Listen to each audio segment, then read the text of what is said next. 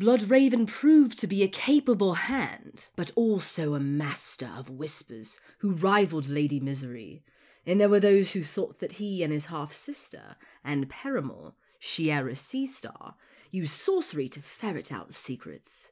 It became common to refer to his 1,000 eyes and one, and men both high and low began to distrust their neighbour for fear of being a spy in Bloodraven's employ. Yet Aerys had need of spies, given the trouble that followed the great spring sickness. Summer came, and with it a drought that lasted more than 2 years. Many blamed the king, and many more accused Bloodraven. There were poor brothers who preached treason, and knights and lords as well. And amongst those were some who whispered a specific treason, that the Black Dragon must return from across the narrow sea and take its rightful place. Another perfect quote. Perfect because it contains so many of the elements covered in this episode on Bloodraven. And we're going to begin with him rising to the position hand of the king and cover his entire tenure in that office. But he was a hand that was also a master of whisperers. That's power on a whole new level. And speaking of power, Shiera Seastar got a mention in the quote, and we're going to talk about sorcery, which is another form of power. And we're going to talk about prophecy, because we're pretty sure that the same prophecy that Rhaegar discovered early in life that changed his whole arc is the same one that was first rediscovered by Aerys I, who is king that made Bloodraven hand. So we'll start as well with the story of the reign of Aerys I. The Arcane King, a man as uninterested in his wife and fathering children as he was in ruling. This gave Bloodraven even more power, and their shared interest in the higher mysteries gave him a bond with the king, and quite a lot of trust, which didn't make certain other people happy, such as Aerys' younger brother Maekar, who is another big part of today's story, and the opposite of his bookish brother in so many ways. As far as we know, uninterested in the arcane, but tolerant of it probably, as we'll see.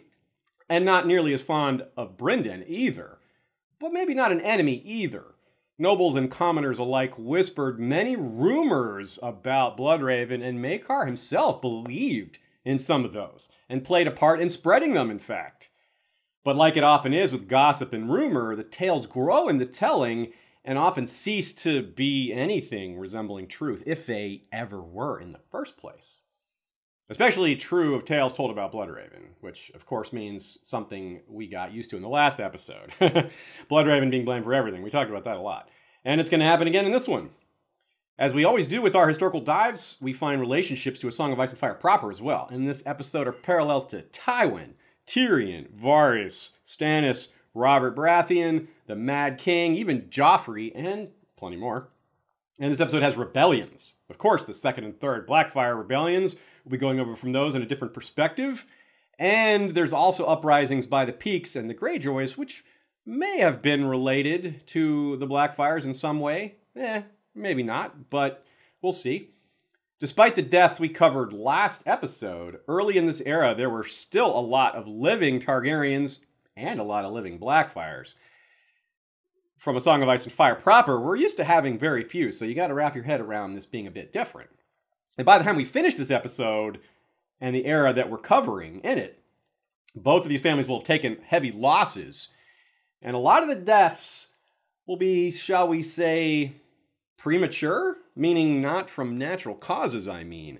And given the level of spy games being played on both sides, Targaryen and Blackfyre plus other ambitious types in between, any death before someone's time has the potential to have a conspiracy behind it. There's always a little bit of mystery here, so there's a lot of fun things to dive into in that regard. So if you like intrigue, this episode has a lot.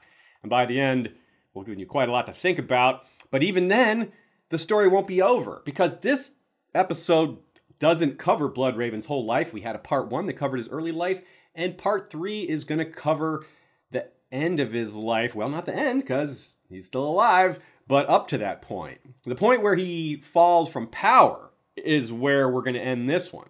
Well, his political power. He falls from political power. He certainly doesn't fall from his other forms of power. In fact, maybe going to the wall enhanced that, but that'll be part 3.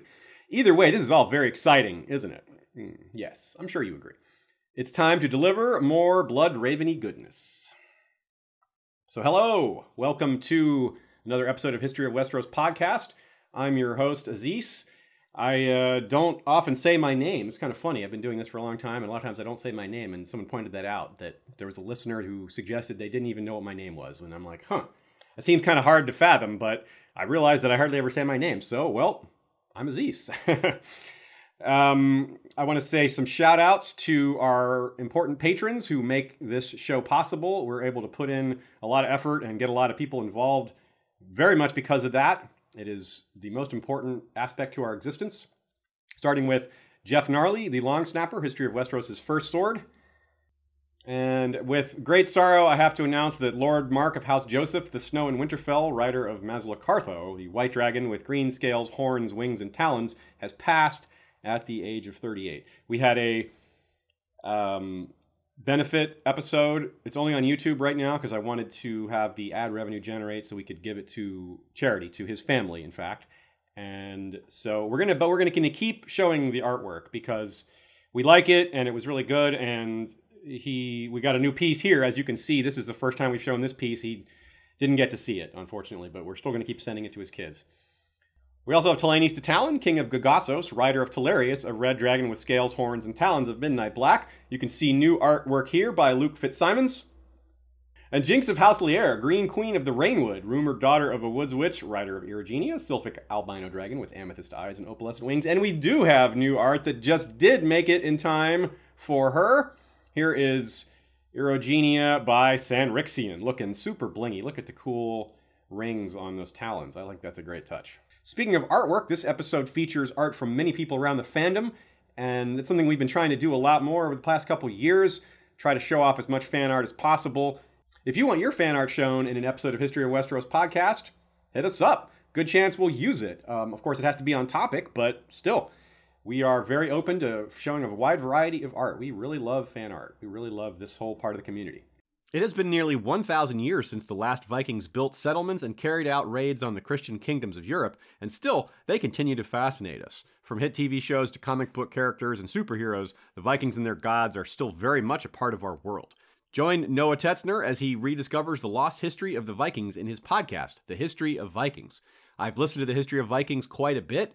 It's an excellent show because it's an interview show, and one of the great things about interview shows is that if it's done right, you find yourself connected to a variety of experts on a specific subject. Lovers of history know that there's so many different areas of history to focus on. Even one person focused on one small aspect of one culture's history can take a lifetime. So that's one of the things that I think is great about this show. So check out The History of Vikings and take a deep dive. History of Westeros is part of the Agora Podcast Network, a network of independent content creators making a wide variety of excellent shows. This month's featured Agora show is one I'm personally familiar with, one I listened to quite a lot before we ever joined the Agora Network, and that is the History of China podcast. You know, there's a long-running debate amongst Western historians about the size of a lot of ancient armies. A lot of times the figures are exaggerated, but with Chinese armies, you hear numbers that sound exaggerated but aren't. Like the size of their armies, Chinese history is big and it's amazing and it's epic. We all know that the concept of Game of Thrones is based on real-world concepts, fighting over power, fighting over thrones. Well, imagine the types of stories that come from fighting over control over such large population centers. That's one of many things I find fascinating about Chinese history. The leaders amongst Chinese society rise through larger numbers of people. So join host Chris Stewart, who has lived in China for many years, as he takes you through the history of China. Bloodraven is, of course, the focus, but as always, the setting is a huge part of any episode we do, and we love playing with the setting and explaining it and setting the stage like that. This episode's only 90 years from the start of the Game of Thrones at the beginning. By the end of this episode, we'll be 65 years before Game of Thrones, or so, and that's not very far out, right? So we've even got a few characters who were alive during this era that are still alive at the start of the Game of Thrones. This covers the reigns of Aerys I Maekar, as I said, and it's very nicely split. 12 years, each of them were king. How nice. Nice and perfect and even. You'll have to tell us which of the two reigns you thought was more interesting by the end. When we last left off, there had been a dying of dragons of sorts, as Daeron II and his heirs perished in the Great Spring Sickness. We should start back there. Prince Aerys had become king, Aerys the first of his name, and he never really had a nickname posthumously, so I'm making up one myself. The King of Scrolls. The world of ice and fire. It has been suggested by some that a likelier cause for Bloodraven's rise to power was the fact that Aerys' interest in arcane lore and ancient history matched that of Rivers, whose studies of the higher mysteries were an open secret at the time. Bloodraven had already risen to prominence at the court, but few expected that Aerys would name him hand. When he did, it kindled a quarrel between the king and his brother, Prince Maekar, who had expected the handship to come to him. Thereafter, Prince Maekar departed King's Landing for Summerhall for years to come. As we told you in part 1, Bloodraven and Aerys were close well before Aerys became king, and thus before Bloodraven became hand. And don't forget that it never appeared likely Aerys would be king in the first place. It wasn't as unlikely as his nephew, Aegon the Unlikely, but it was pretty unlikely. The quote also indicates people thought it unlikely Aerys would name Bloodraven to be his hand, so I guess there were all kinds of surprises happening. I expect Aerys named Bloodraven hand quickly, not only because it's fairly typical to do so anyway, why wait? But in this case, there was extra urgency because there were a lot of big problems facing the realm, things that were time sensitive. But also because Aerys didn't want to rule, right? It's pretty clear throughout his reign that he was just not weak so much as just interested in scrolls and studying and not ruling. So all the more reason to go ahead and get a hand to take care of all this for him and not have to deal with it himself. Before the World of Ice and Fire book and app, we knew Bloodraven eventually went to the Wall and had been in prison for a while first. Most of us assumed he was sent to prison by Maekar, but that turned out to be the wrong assumption. So the implication is that Maekar was either more upset with Aerys than he was with Brendan, or he got over it, or some combination of both. But there's another major angle here. To kick us off with the story, let's go with it. It's easy to assume Maekar was simply brooding. After all, he did stay there in Summerhall for years to come. But so what? That was his home. Why come to court? Sure, it's easy to imagine why he might go to visit his family, but it's also kind of easy to imagine why he wouldn't. Not everyone wants to hang out with their family, right? Plus, he already had a family of his own. He had 6 kids by then. Sure, his wife was dead, but that's a lot of kids. Now, in 209, we saw Egg in the Hedge Knight novella. At his time, he was not with his father, and the handship was still a few months away from being decided. Daeron hadn't died yet. Egg was on his way traveling to Dorne. So we know Egg was not with Maekar when the Great Spring Sickness broke out and all these people died. He definitely wasn't back either in the Seven Kingdoms before Maekar left the capital. So this all happened in between that. So that's important to note that timing. And while Egg was traveling, this is important, we get to hear about all that was happening around the realm. It was a bit of a travelogue. We get to hear about all these problems facing the king and the hand and the realm. Disease, drought, and Dagon. When Aerys was crowned, King's Landing was not a safe place for Egg. I mean, he was down in Dorne, but it wouldn't have been a safe place for him had he been there. But really, it wasn't a safe place for anyone. Think of what Brendan Bloodraven's first job was, handling the very problem that killed the previous hand, the Great Spring Sickness. We don't have all the gory details of how exactly it kills. We don't get, specific symptoms. We just know that it's really bad and it works really quickly. So we're kind of using some parallels to the Pale Mare here to give you the gist of it, because it's also, it seems to be at least somewhat similar. Not only is it horrible to see play out, but it terrifies even brave men. Tyrion thinks, quote, even hard men like the Second Sons were terrified of mounting the Pale Mare. And Barristan notes that one of his bravest trainees fears it more than the foes besieging him in Meereen. In other words, brave men often aren't daunted by foes, but sickness, you can't face that with the same kind of bravery. You can't fight it. You can't wield a sword or a shield against it. It's a different kind of thing. So my point is, Yeah, sure, Maekar. It was your hurt pride. You weren't happy about not being named Hand. It wasn't the plague that made you leave the capital.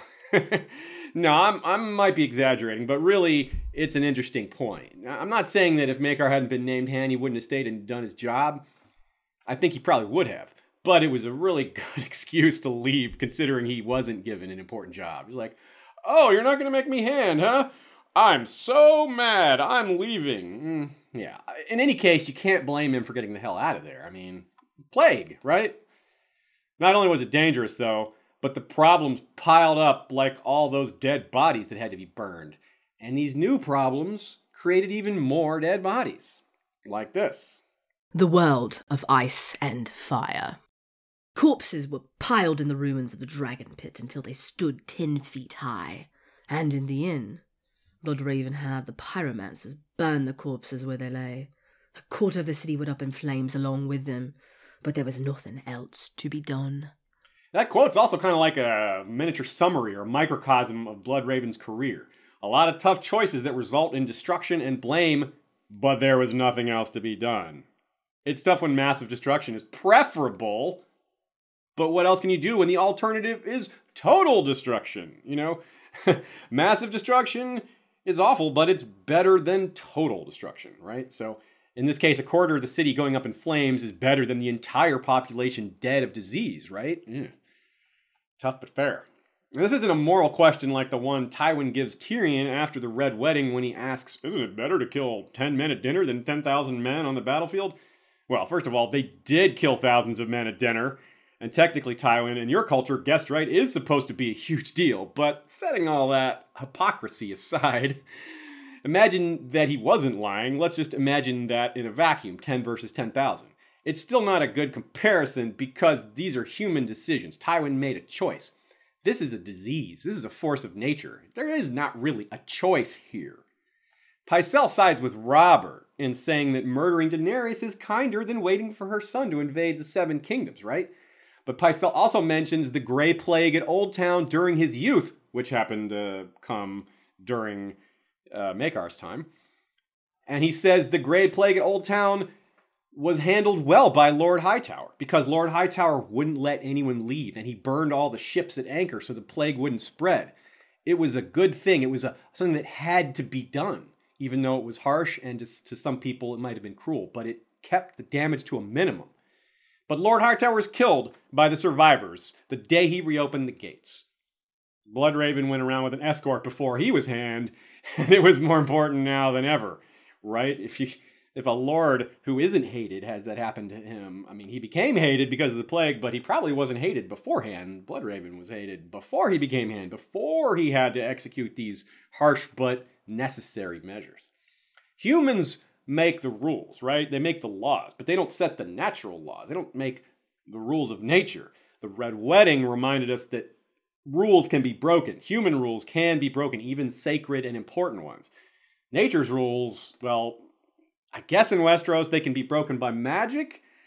And Bloodraven did have some of that, but let's be honest, we don't know how magical he was, but it's pretty unlikely he was magical enough to stop a plague, right? That's just a bit much. Fire is a part of nature, so he's kind of like using nature versus nature. Fire to fight disease? Yeah, I don't know. Burning things is a job for the pyromancers anyway, which he did use, but I don't think they actually used wildfire here, just to be clear. It sounds like what they were doing was picking up the bodies, hauling them off, and then burning them, but as we know, modern science, well, this isn't even modern, people figured this out a long time ago, touching diseased bodies, even when they're dead, can get you infected, and so eventually you run out of people to haul the bodies if they're all getting infected too, so they just had to burn things where they were, and that led to additional burnings. But not only did Bloodraven have this to contend with, there was a matter of a major drought, which still raged even after the sickness passed. For a while, they were happening at the same time, and it probably contributed to the spread of those fires in King's Landing. Dang it. The drought is still raging when Dunk and Egg novella Sworn Sword takes place in 211-ish, and winds up lasting over 2 years in total. So, pretty big deal.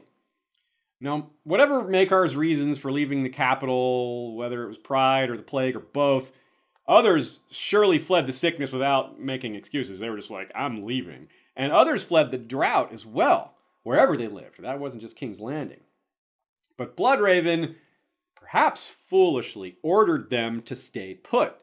Not because the idea of forcing them to stay in place was necessarily a bad idea in terms of reducing suffering. After all, the plague, you want to keep people from spreading it, so keeping them immobile helps with that. But because it's just an order that isn't going to get obeyed. People were just disobeying it left and right, and it kind of made him look weak, I think. You know, you get to be hand, you issue orders, no one follows them. Kind of saps your authority. In the long run, I think it's fair to say he handled the drought and sickness about as well as possible. Maybe. But that's the long term. In the short term, it didn't look good. And people were already willing to believe the worst about him. So some people probably thought he was making it worse on purpose for some nefarious reason. So you've got people ordered to stay in place where they had no water and were afflicted by disease. And there's the burning down of a quarter of King's Landing. So anyone who already had a negative opinion of him, how is this not more, pardon the pun, fuel for the fire, right? They probably so, and people who were kind of maybe not so sure how they felt about him, well, I bet this made a few more people hate him. They jumped on the hate Bloodraven bandwagon, probably because they heard so much sentiment, so much yelling about how bad he was, even though it wasn't fair. And then came the fallout from people not staying put despite the drought and disease. And we can see the logic behind, at least some of it, behind Bloodraven giving the order in the first place. Besides the disease part, the problem is that most of these displaced people had nowhere to go. It's not like their neighbors or their neighbors' neighbors had it much better, and many would have had it worse. The Sworn Sword showed an example of two houses fighting over a vital but small source of water. One normally enough for them both. So resources were getting scarcer. And that's the problem. The drought led to violence elsewhere, not just between House Weber and House Osgrey. And not all water disputes had Dunk and Egg around to arbitrate, right? Most of them would have gone worse. The violence is further increased by all the displaced people who found themselves without a home or food. You know what happens then? Banditry, out of desperation. You got to do what you got to do to survive when you have no other means. And as you would expect from what we discussed in the last episode, and so far this episode, of course people blame Bloodraven for that too, even though he told people to stay put. The ones who didn't became bandits, and that becomes his problem. So he's blamed for that, blamed for the drought, blamed for people leaving their lands, blamed for people not leaving their lands, blamed for whatever happens as a result of either leaving or staying. But the blame game always gets played, more so when times are desperate, which they certainly were, very much. So the Ds were really out of control. Maybe I should have called this part Desperation, Displacement, Disease, Drought, and Dagon. Why stop at 3 Ds when you can have 5? Or, 5 Ds were like the biblical 4 horsemen. Bloodraven took a lot of blame, as if each of those 4 horsemen had his face. That's kind of scary. His face is a little scary. But to be fair, he probably does bear some of the blame. Some of it. Let's talk about that. It makes sense to keep people from moving around to stop the plague from spreading, but afterwards, less so. We have a real-world comp here provided to us by Stephen Atwell. By the way, Stephen Atwell, huge part of this episode, even though he's not appearing personally. He had a big contribution in terms of the content here. And we have some scheduled live streams with him later to wrap up some of the Blackfyre stuff that we didn't cover, like the 9 Penny Kings. But back to this. After the real-world Black Death, aka the bubonic plague, there were a lot of labor shortages because there were just so many deaths. This in turn gave the peasants more mobility and bargaining power. One noble could outbid another noble for services of peasants. He's like, hey, peasants, I'll pay you more. Come over here. Whereas peasants before had to basically just take whatever they could get because the nobles had a surplus of labor. But we're all familiar with the idea of minimum wage, and whatever your opinions on it, this was a case where they tried to impose a maximum wage, so that nobles couldn't hire each other's peasants away from them through outbidding. They also didn't allow peasants to quit or take long vacations after saving up their newly increased wages. The law basically forced them to keep working, which is horrible, right? And of course, it didn't work. People got paid under the table just to get around maximum wages, just like they do to get around minimum wages, paying people under the table so they don't have workers on record. So in Westeros, we can expect a lot of the same. Remember, that was all real-world stuff. That was after the Black Plague. In Westeros, there would also be an enormous pressure on Bloodraven from the nobles because of this large shift in economic power. They'd be having all kinds of problems with their own labor shortages, land disputes, succession issues, etc., due to deaths at all levels. Remember, it wasn't just killing peasants, it killed the king, it killed lords, things like that. So you probably got situations where a couple of different cousins all have a relatively equal claim to a castle, and they're fighting over it. And you probably got several of these situations all around the country. So just all kinds of problems at once. So there's a lot of reason to criticize Bloodraven, but it was also basically impossible for him to come out of this looking good. It was more like, well, my best case is to just not look terrible here, because you always blame the guy at the top.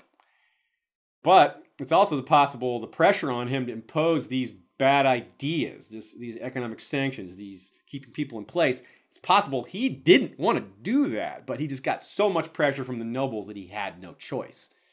I mean, let's be honest, as powerful as he was, he's not that powerful. He can't go against, if 80, 90% of all the lords are asking for the same thing. I don't know if he can say no to that. But in the end, quote, and not really the end, but time helped the situation more than anyone's particular actions, I suppose. Meaning, well, eventually you can't really get rid of desperation. That's always going to be around in some form or another. But you can lessen it, and the disease died out, and so did the drought. So that lessened desperation and the displacement. So those are both positives, things moving in the right direction. There was still Dagon, though, the other D. And he was not unlike the bandits, just a whole nation of bandits, far more organized and well-led and better equipped and, on the sea instead of land. They're really different in scale, similar in purpose. He raged for quite a while, sacking villages, carrying off women, killing many, and staying a step ahead of all the attempts to stop him, as the Ironborn are particularly good at doing that.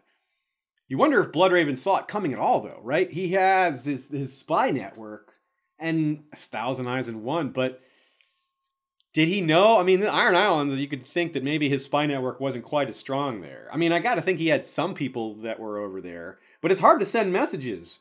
Like, think of what Balon did before his rebellion in A Storm of Swords, right? He kept all the ships at anchor so that no one could spread news that he was hosting his longships. However, if someone had really looked closely or really thought about it, they might have noticed that. It's like, gee, you know what? No ships are coming back from the Iron Islands these days. Bloodraven's the kind of guy that might notice that. But he might not. He might not notice it at all. So I can't imagine that this Dagon's rebellion was a total surprise. He didn't see it coming at all. So Bloodraven was blamed for inaction on Dagon. But honestly, it's pretty easy to see why he worried about other matters and just let Dagon lie for the time being. Because think about this. If his position on the matter was, the Starks and the Lannisters are going to handle this. That sounds pretty reasonable, right? Like, the Starks and the Lannisters can handle this problem. And the Tyrells too? I mean, he was attacking all up and down the West Coast, so it was the Tyrells also. So that's 3 great houses that Dagon's going after. It's not weird to think Bloodraven would say, they can handle that themselves, right? It just backfired because, well, they couldn't stop him by themselves. They could not stop Dagon Greyjoy. So, to be fair, there was the sickness and the drought, which weakened the kingdom and made it easier for the Ironborn to do their thing, and maybe the Iron Islands were less afflicted by it. It makes sense, too. But the weakening of the kingdom and all the blame directed at Bloodraven continued this idea that this was a weak regime. It had started auspiciously. The realm suffered with all these things that people would call omens, and then Dagon comes, exemplifying the piratical predatory tradition of capitalizing on weakness, and that sends a message, look, he can't deal with this. So Westeros was a bit ripe from the Ironborn perspective, and from others probably too, like the Blackfyres. But Bloodraven himself, for years, sent no assistance to the West. He didn't send any help to the Starks and the Lannisters to fight Dagon. But doesn't that say more about them than him? I think so, but the realm didn't, as far as we can tell. That said, Bloodraven was more concerned with Tyrosh at the time. His eye fixed on Tyrosh is the line we see. And that's where the Blackfyres were. And this was just before the Golden Company was formed. You can imagine Bloodraven's spies telling him Bittersteel's amassing men, and him going, that's not good, maybe getting concerned. It may seem a bit odd, but someone who might have known a thing or two was Aerion, as an Aerion Brightflame. He had been in exile after his actions in the Hedge Knight, and he had gone to Lys, which is not too far from Tyrosh. You know, map shows that.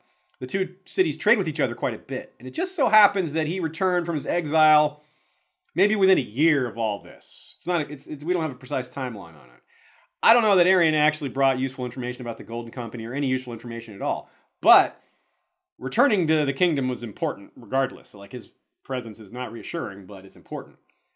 We don't have any kind of idea what Aerion's relationship with Bloodraven was like. So I kind of doubt he had any useful information, but I do think it's possible that he would have been a hostage, right? Bittersteel or the Golden Company could have grabbed Aerion and been like, hey, we got a prince over here. Step 2, I don't know. Step 3, profit. But, you know, you can obviously see why they might think that was a good idea. But that didn't happen. So, it was an eventful few years. The drought and the disease had passed, though. Dagoning was still happening all over the West Coast. He was doing his thing. Dagoning, that's a word, right? Aerion had returned from Lys, like I said. The Golden Company had formed, and the second Blackfyre claimant made his move. Now, that's not all necessarily in order of those things that happened. But all of this is detailed in the Mystery Knight novella. Let's check that excellent story out for more. The Mystery Knight. Most of what we know about Bloodraven and the eras he lived through come from the World of Ice and Fire and a few tidbits from A Song of Ice and Fire itself. But the Dunk and Egg novellas are a particular treasure because we get a first-hand look at attitudes from characters in world about these important figures. Like, what do the rank and file and the smaller nobility and a lot of different people think about Bloodraven and Daemon Blackfyre and all these other important characters, rather than getting it from a single maester writing much later. Look at this, though. It's new in a sense, but it's also familiar. Starks, Lannisters, Greyjoys, right? Egg and I have a long journey before us. We're headed north to Winterfell. Lord Baron Stark is gathering swords to drive the Krakens from his shores for good. Too cold up there for me, said Sir Maynard. If you want to kill Krakens, go west. The Lannisters are building ships to strike back at the Iron Men on their home islands. That's how you put an end to Dagon Greyjoy. Fighting him on land is fruitless. He just slips back to sea. You have to beat him on water. That had the ring of truth, but the prospect of fighting Iron Man at sea was not one that Dunk relished. He'd had a taste of that on the White Lady, sailing from Dorne to Oldtown, when he'd donned his armor to help the crew repel some raiders. The battle had been desperate and bloody, and once he'd almost fallen in the water. That would have been the end of him. Something tells me this Sir Maynard Plum has thought about this problem quite a lot, as we just explained, right? And hopes it gets handled without him. He's like, I really hope this plan works, that the Lannisters and Starks can take care of it. Because he doesn't want to have to do anything himself. I mean, he doesn't want Bloodraven. Sorry, Sir Maynard, not Bloodraven. Having to send help to Casterly Rock and Winterfell. He doesn't want to have to do that. Side note, Lord Baron, mentioned by Dunk here, died soon after this, killed by the Ironborn. So, Sir Maynard, he knows what he's talking about. George is a master of multiple meanings. You don't need me to tell you that, but this is a good example of it. The Mystery Knight, the title of this third Dunk and Egg novella, perfect example of that. Several nights in the story present a mystery, depending on the perspective of the characters involved, and of course the perspective of us readers. It wouldn't have been as cool a title, but had he called it The Mystery Knights, it would have been really on point. The main examples are, of course, Sir John the Fiddler, who turns out to be Daemon the Second Blackfyre. Sir Duncan's presence at an event meant for Blackfyre conspirators is a mystery to many others in attendance, like Sir Maynard, who is Bloodraven, wondering why he's there. And of course, Sir Maynard himself is a Mystery Knight because he's actually Bloodraven. Many a Mystery Knight, and there's really a few other examples in there, but we don't need to cover them all. So I don't really need to convince you the first two there. Everyone knows Sir John was Daemon Blackfyre, and Dunk was kind of a mystery to many people there. But I guess a few people might not agree that Sir Maynard is Bloodraven, or maybe haven't seen all the evidence. So as I go forward, I'll throw some examples out. But also, I really want to take a look at Glamours, and this is something that we get in this story. We get a good example of Glamours. Someone besides, Melisandre and, Rattleshirt / Mance. But his association to the old gods is actually presented before the Glamour stuff. Yes, in the Mystery Knight. What am I talking about? Well, as usual, George gives awesome details and clues you can't possibly catch without a reread. or a podcast like this telling you, here we go.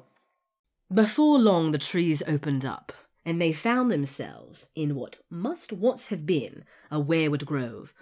Only a ring of white stumps and a tangle of bone-pale roots remained to show where the trees had stood, when the children of the forest ruled in Westeros. Amongst the weirwood stumps they found two men squatting near a cook fire, passing a skin of wine from hand to hand. Their horses were cropping at a grass beyond the grove, and they had stacked their arms and armour in neat piles. A much younger man sat apart from the other two, his back against a chestnut tree. One of the men drinking wine is Sir Maynard, so let me present what you're seeing if it wasn't clear. We have there Lord Bloodraven making his first appearance amongst a grove of weirwood stumps. I love it. Of course, he's also described as among the bone-pale roots and drinking wine. His birthmark is described as a wine-stained birthmark, and you need some red to go with all that white, all that pale. So there you go.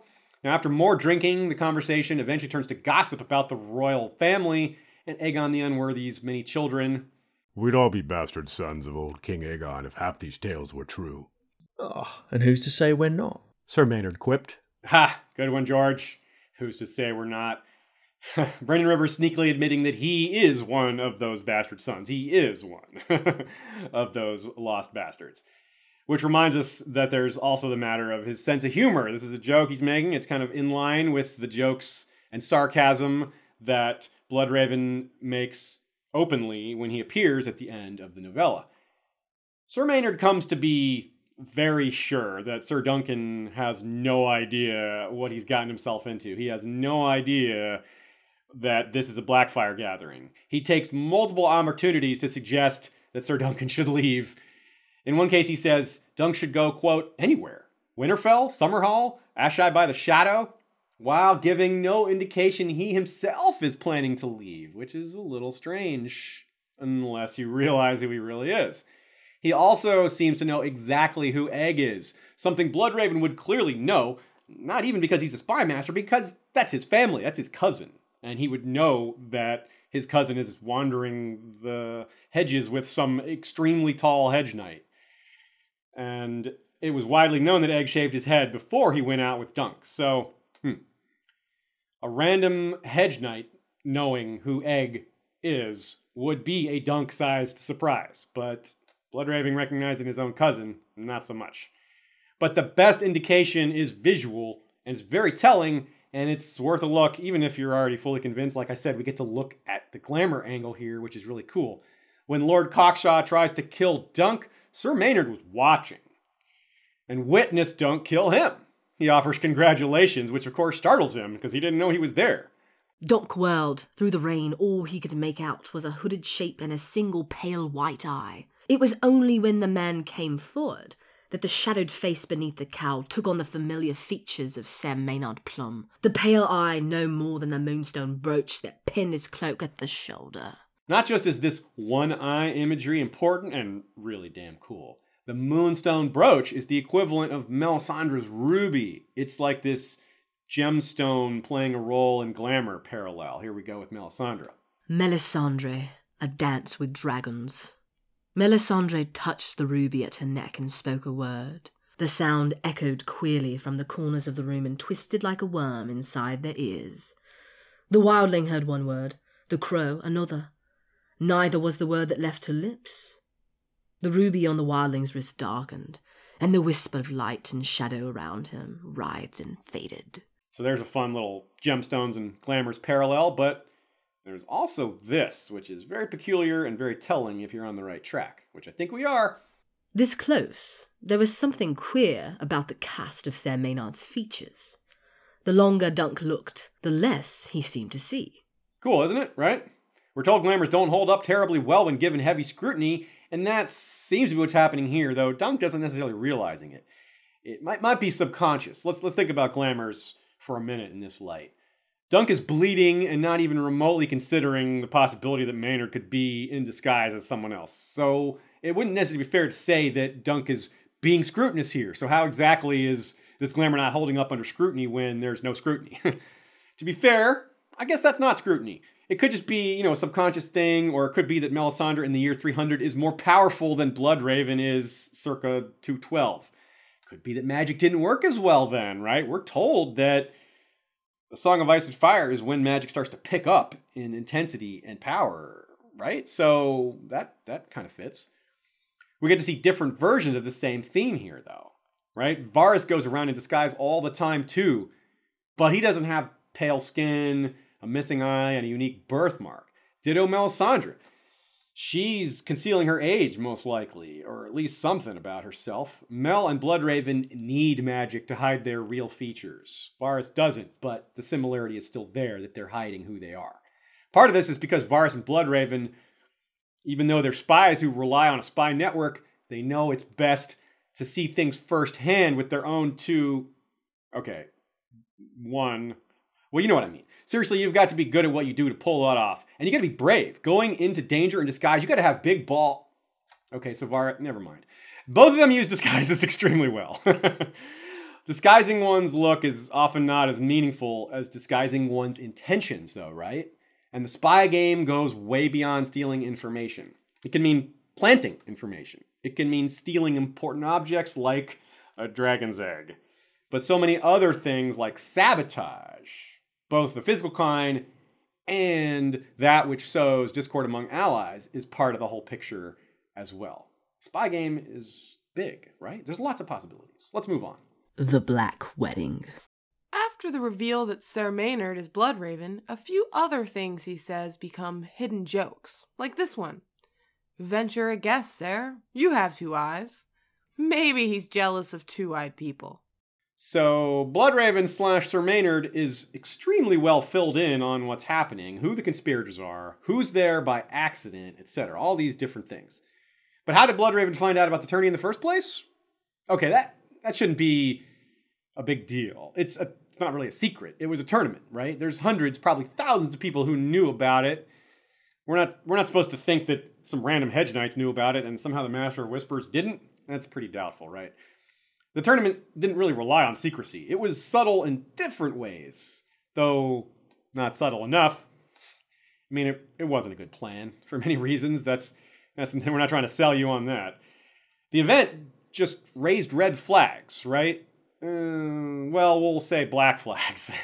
Just by paying attention and noticing the pattern among those invited, told a big story. It was suspicious. Egg figures it out himself after being there for a while. He just kind of puts it all together and is like, wait, Blackfyre. So it wasn't really that hard to figure out. But Bloodraven knew about it well in advance. He knew that there was Blackfyre stuff going before it started.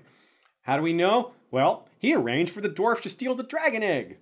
And Kyle the cat points out that the dwarfs were known as one of the attractions. He mentions the comic dwarf. He says, comic dwarfs will be at this tournament. It's going to be great. So people knew. This hedge knight knew.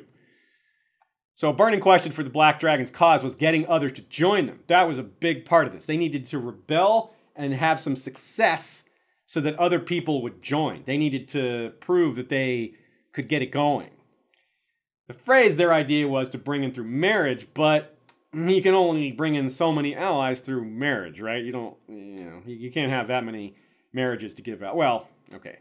The Freys are a bad example of not having enough examples of people to marry. The Freys have so many people to marry off, but they didn't at this time. They only had a couple of kids to marry off. So here's how the new Blackfyre leaders thought their plan would go. Once we have Butterwell's gold and the swords of House Frey, Harrenhal will follow, then the Brackens. Otho knows he cannot hope to stand. The implication is that they needed to show some success, maybe some momentum, before others would back their cause. Most can't simply afford to just openly declare for the rebels right at the start. That's just too risky, especially knowing Bloodraven. Like, they know Bloodraven's out there, they know he's watching, they know he's capable, and they know he's harsh and unmerciful. So they got to keep it on the down low until it looks like it might work. Take their chance if that chance comes. There's a few counterexamples, like, say, Sir Glendon Flowers, or Glendon Ball, as he prefers. loudly going around talking about who he's descended from. This great Blackfyre leader, Glendon, sits there talking about how Daemon was the real king, he was the deserver of the throne, all that. He very obviously wants to hook up with Blackfyres, and he's eager, loyal, surprisingly good at fighting, but no one knew that at the time, but also completely incapable of being subtle or dishonest. One day I bet he winds up in Kingsguard, but that's another story. The point here, though, is that hanging out with Glendon Ball stands a good chance of helping you sniff out other Blackfyre loyalists. What do I mean by that? This is a kid who wants to fight for the Blackfyres, but hasn't actually signed up to do so yet because of his age and the pride over his heritage. Bloodraven seems to have figured out that he'd be a lightning rod. Associating himself with a loud Blackfyre supporter in the guise of Sir Maynard is a really good way to make others think you're also for the Black Dragon. Like, why else would you walk around hanging out with a guy who's loudly talking about his Blackfyre support? It says a lot. So if that was Bloodraven's plan, and I think it worked perfectly. Glendon Flowers is offered a job, as predicted by a noted Blackfyre supporter, and shows everyone that he's good with a lance.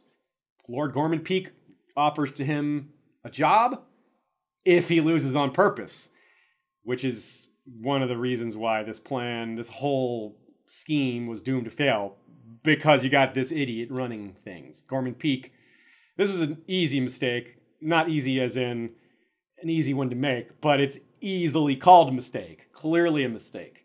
The appeal of Daemon Blackfyre to many was chivalry. He was the embodiment of what it meant to be a perfect knight. He was worthy of the Iron Throne because he was the perfect knight. True or not, it was the opinion that many held, and that's why they backed him.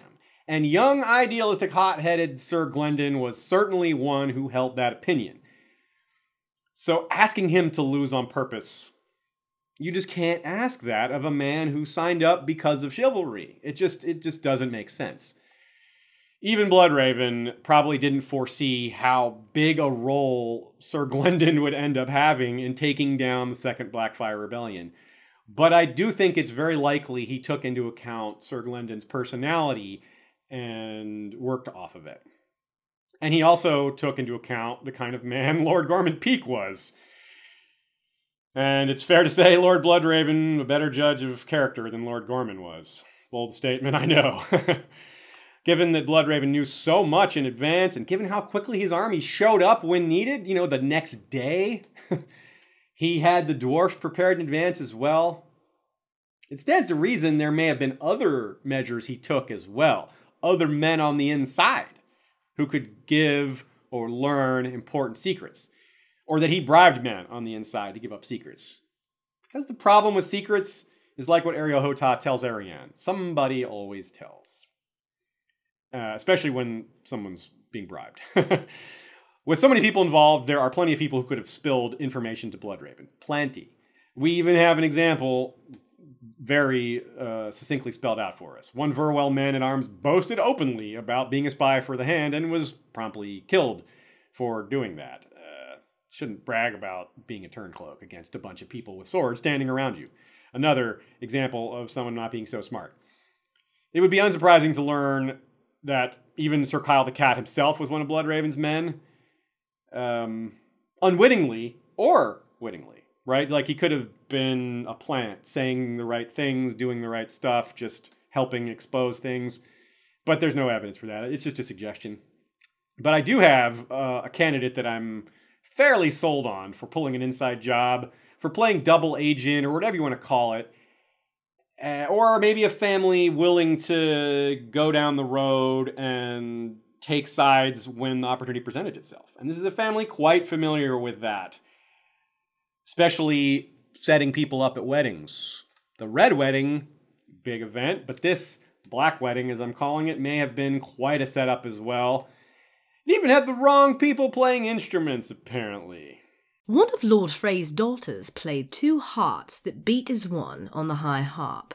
Very badly. As he does so many times in The Mystery Knight, it's Sir Maynard explaining things. He knows what's up. The child had the most irritating laugh Dunk had ever heard, a high, shrill hiccup of a laugh that made him want to take the boy over a knee or throw him down a well. If he hits me with that bladder, I may do it. There's the lad who made this marriage, Sir Maynard said as the chinless urchin went screaming past.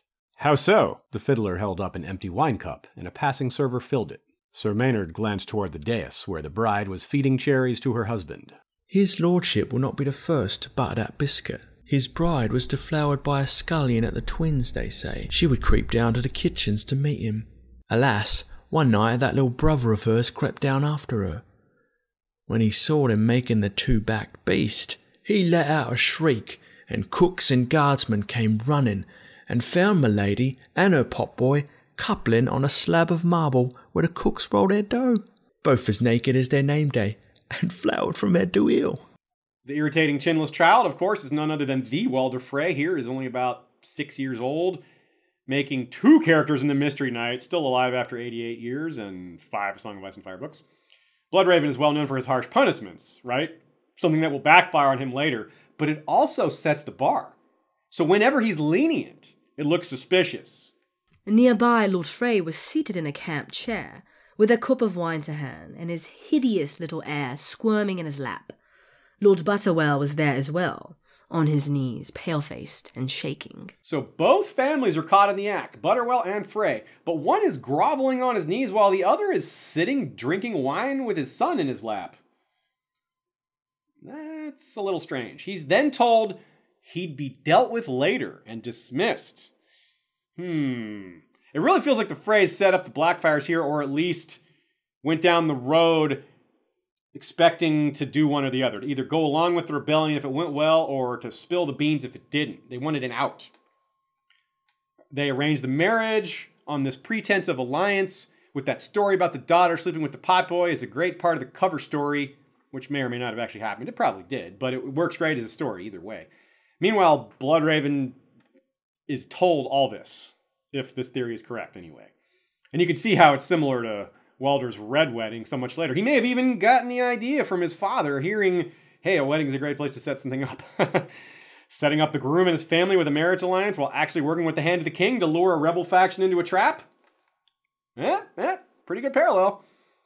A strong implication here, though, too, is that this was something that he figured out later, right? He wouldn't have understood it at 6 years old, but his father could have told him, hey, son, this is how we do things. This is a good way to handle power. So if you've really been paying attention, you know what all this means, right? The Red Wedding was Bloodraven's fault.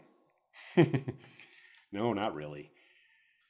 But let's consider Bloodraven's plan to steal the egg.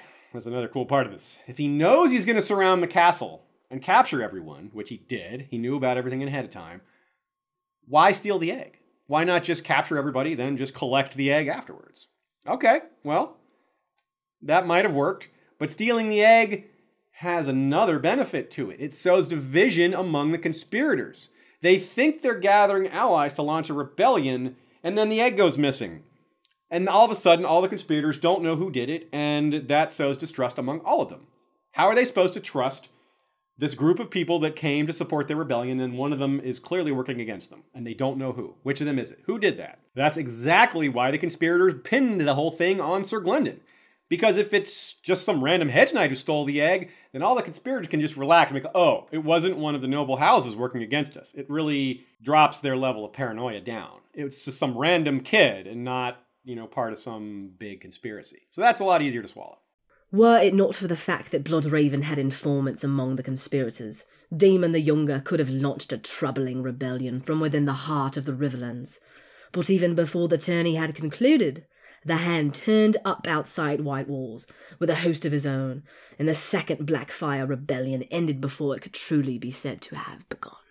So I think figuring out that this tourney was a Blackfyre plot wasn't anything special for a Master of Whispers, but I do think it's fair to say Bloodraven's handling of it, the way he took it all down, was masterful, especially with the sudden appearance of Egg, whose presence could have turned the whole thing into a hostage standoff if the Blackfyres learned who he was. Most men in charge, meaning most men in Brendan's position, would have simply surrounded the castle, faced a siege, or a fight, as Daemon II called for. He was like, let's charge through them and run for King's Landing. Either way, the hand, whether Bloodraven or someone else, would have come out ahead. It was just too easy. But I think most situations here would have called for a fight. I think Bloodraven, the way he did it, made it so that no one even fought. There wasn't even a battle. And that's very much to his credit. He broke their morale on the inside. They might have died for the Black Dragon's son. They really might have. But this kid failed, fell in the mud, and got called Brown Dragon instead. So instead of a fight and a loss of men in a heroic last stand, it just looked like a giant failure to anyone involved and to anyone who heard about it later, which is really important, which is pretty much everyone. Everyone's going to hear about this rumor. And no matter how the rumor is spun to anyone, it's going to sound bad for the Blackfyres. This is just, there's no way to make this look good. And quite a few showed up for the Red Dragon, as you can see here. From Maidenpool had come Lord Mooton, from Raventree Lord Blackwood, from Duskendale Lord Darklan. The royal demences about King's Landing sent forth Hayfords, Rossbys, Stokeworths, Massies, and the King's own sworn swords, led by 3 knights of the King's Guard, and stiffened by 300 ravens' teeth with tall white weirwood bows. If you look at a map, or if you're looking at this one here, you can see that these are fairly close by houses, but not exactly next door either. White Walls was somewhere on or near the eastern shore of the God's Eye, though closer to Maidenpool than King's Landing. And we know Bloodraven cared about the symbolism of the Black Dragon, right? The symbolism behind a hero's death. He very much wanted to avoid that, and that's why it was so important to have the Second Rebellion defeated with as little blood as possible. Letting Daemon live maybe isn't square with the idea of him being a hardliner, but he points out that it's not his decision. It's King Aerys's. Though we know the king takes his lead from Brendan, still, he has to go through that process. But no matter whose call it is, he gives a strategic region that supersedes the normal logic behind executing a rebel. Should I be so foolish as to remove his pretty head? His mother will mourn, his friends will curse me for a kinslayer, and Bittersteel will crown his brother Hagon. Dead, young Daemon is a hero. Alive, he is an obstacle in my half-brother's path. He can hardly make a third Blackfyre king whilst the second remains so inconveniently alive. Bloodraven doesn't stop there, though. He decides to dismantle White Walls entirely, descriptively detailing how it's going to be taken apart. It's a really nice castle, and it didn't exist for very long. Maybe you can say there's not much luck building castles on the God's Eye. Bloodraven explains his decision, saying, All fools and young malcontents still make pilgrimages to the red grass field, to plant flowers on the spot where Daemon Blackfyre fell. I will not suffer White Walls to become another monument to the Black Dragon. It strikes me as a bit over the top, to be honest. It's kind of like Reigns of Castamere. It's like, this is what happens to rebels. It's, takes the whole thing down, destroys them root and branch. But leaving flowers on a spot a dead hero fell, well, that's one thing. But Bloodraven made sure the second Blackfyre rebellion was a debacle, right? Daemon Blackfyre's death was worthy of songs and stories. He lost, but his play for the throne was glorious. His death was the stuff of legend. Daemon II lost, but his attempt was an embarrassment. It wasn't the stuff of song unless we're talking about like satire songs. And he didn't die. He was captured without a fight. It just feels like a waste of a castle. It doesn't seem like anyone was going to make pilgrimages to that spot. So I think Bloodraven's a little over the top, maybe a lot over the top. And I think that's really cool because George R. R. Martin manages to show us a lot about Bloodraven's character during this short story, including his psychology, including how he maybe goes too far. He's on screen a lot because of Sir Maynard. And as usual, there's quite a lot to be gleaned by looking deep and reading between the lines. There's always a lot going on there, as we know. Heck, you have to read between the lines even to know that's Bloodraven. But we do see his spy methods. We see him using sorcery. We see how people fear and loathe him. And we see him be heavy-handed in the case of White Walls. And we know why, because of his history. We know that he is a hardliner. We know he goes over the top when it comes to the Blackfyres. So executing the ringleaders and repeat offenders. Yes, that makes sense. That's in line with normal Westerosi ethics. Perhaps he should have sent some to the wall, but meh, whatever, that's a small thing. Taking hostages from the rest, he says, will suffice to keep them in line. But who are the rest? Most of the houses present at White Walls fought for Daemon I, so them showing up to fight for his son makes sense. They're continuing with that same line of loyalty. But there were some who showed up for the Second Rebellion, like House Smallwood, who switched to the Black Dragon after first fighting for the Red. This is particularly noteworthy. We see houses switch to the winning side all the time because they want to be on the winning side. But you rarely see someone switch to the previously beaten underdog, right? We're told that a part of this is hatred of the regime. Bloodraven pushed some people far enough that they took up with the losers, putting it in kind of harsh terms, but that's kind of what it looks like. But they also distrusted the king, King Aerys himself. But you got to really hate someone to switch to the long side, right? Especially with all these kind of bad plans floating around. But if enough others follow you, maybe it doesn't seem like a long shot. From their perspective, they might have thought they had a good chance. The next several years, despite Bloodraven winning essentially all the battles, he continued to alienate many in the realm. A bit like Robb Stark, winning the fights, but maybe not coming out ahead in politics.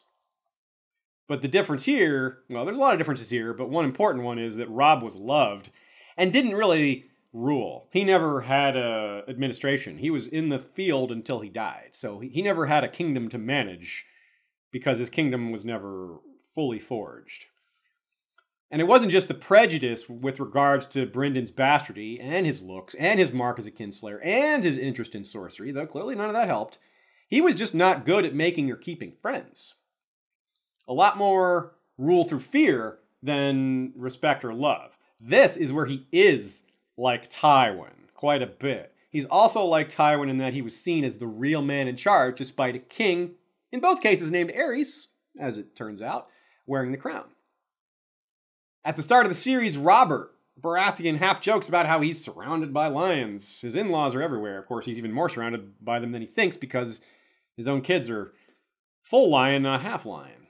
Sansa says the same thing to Marjorie, too, and Sansa's more hostage than in-law.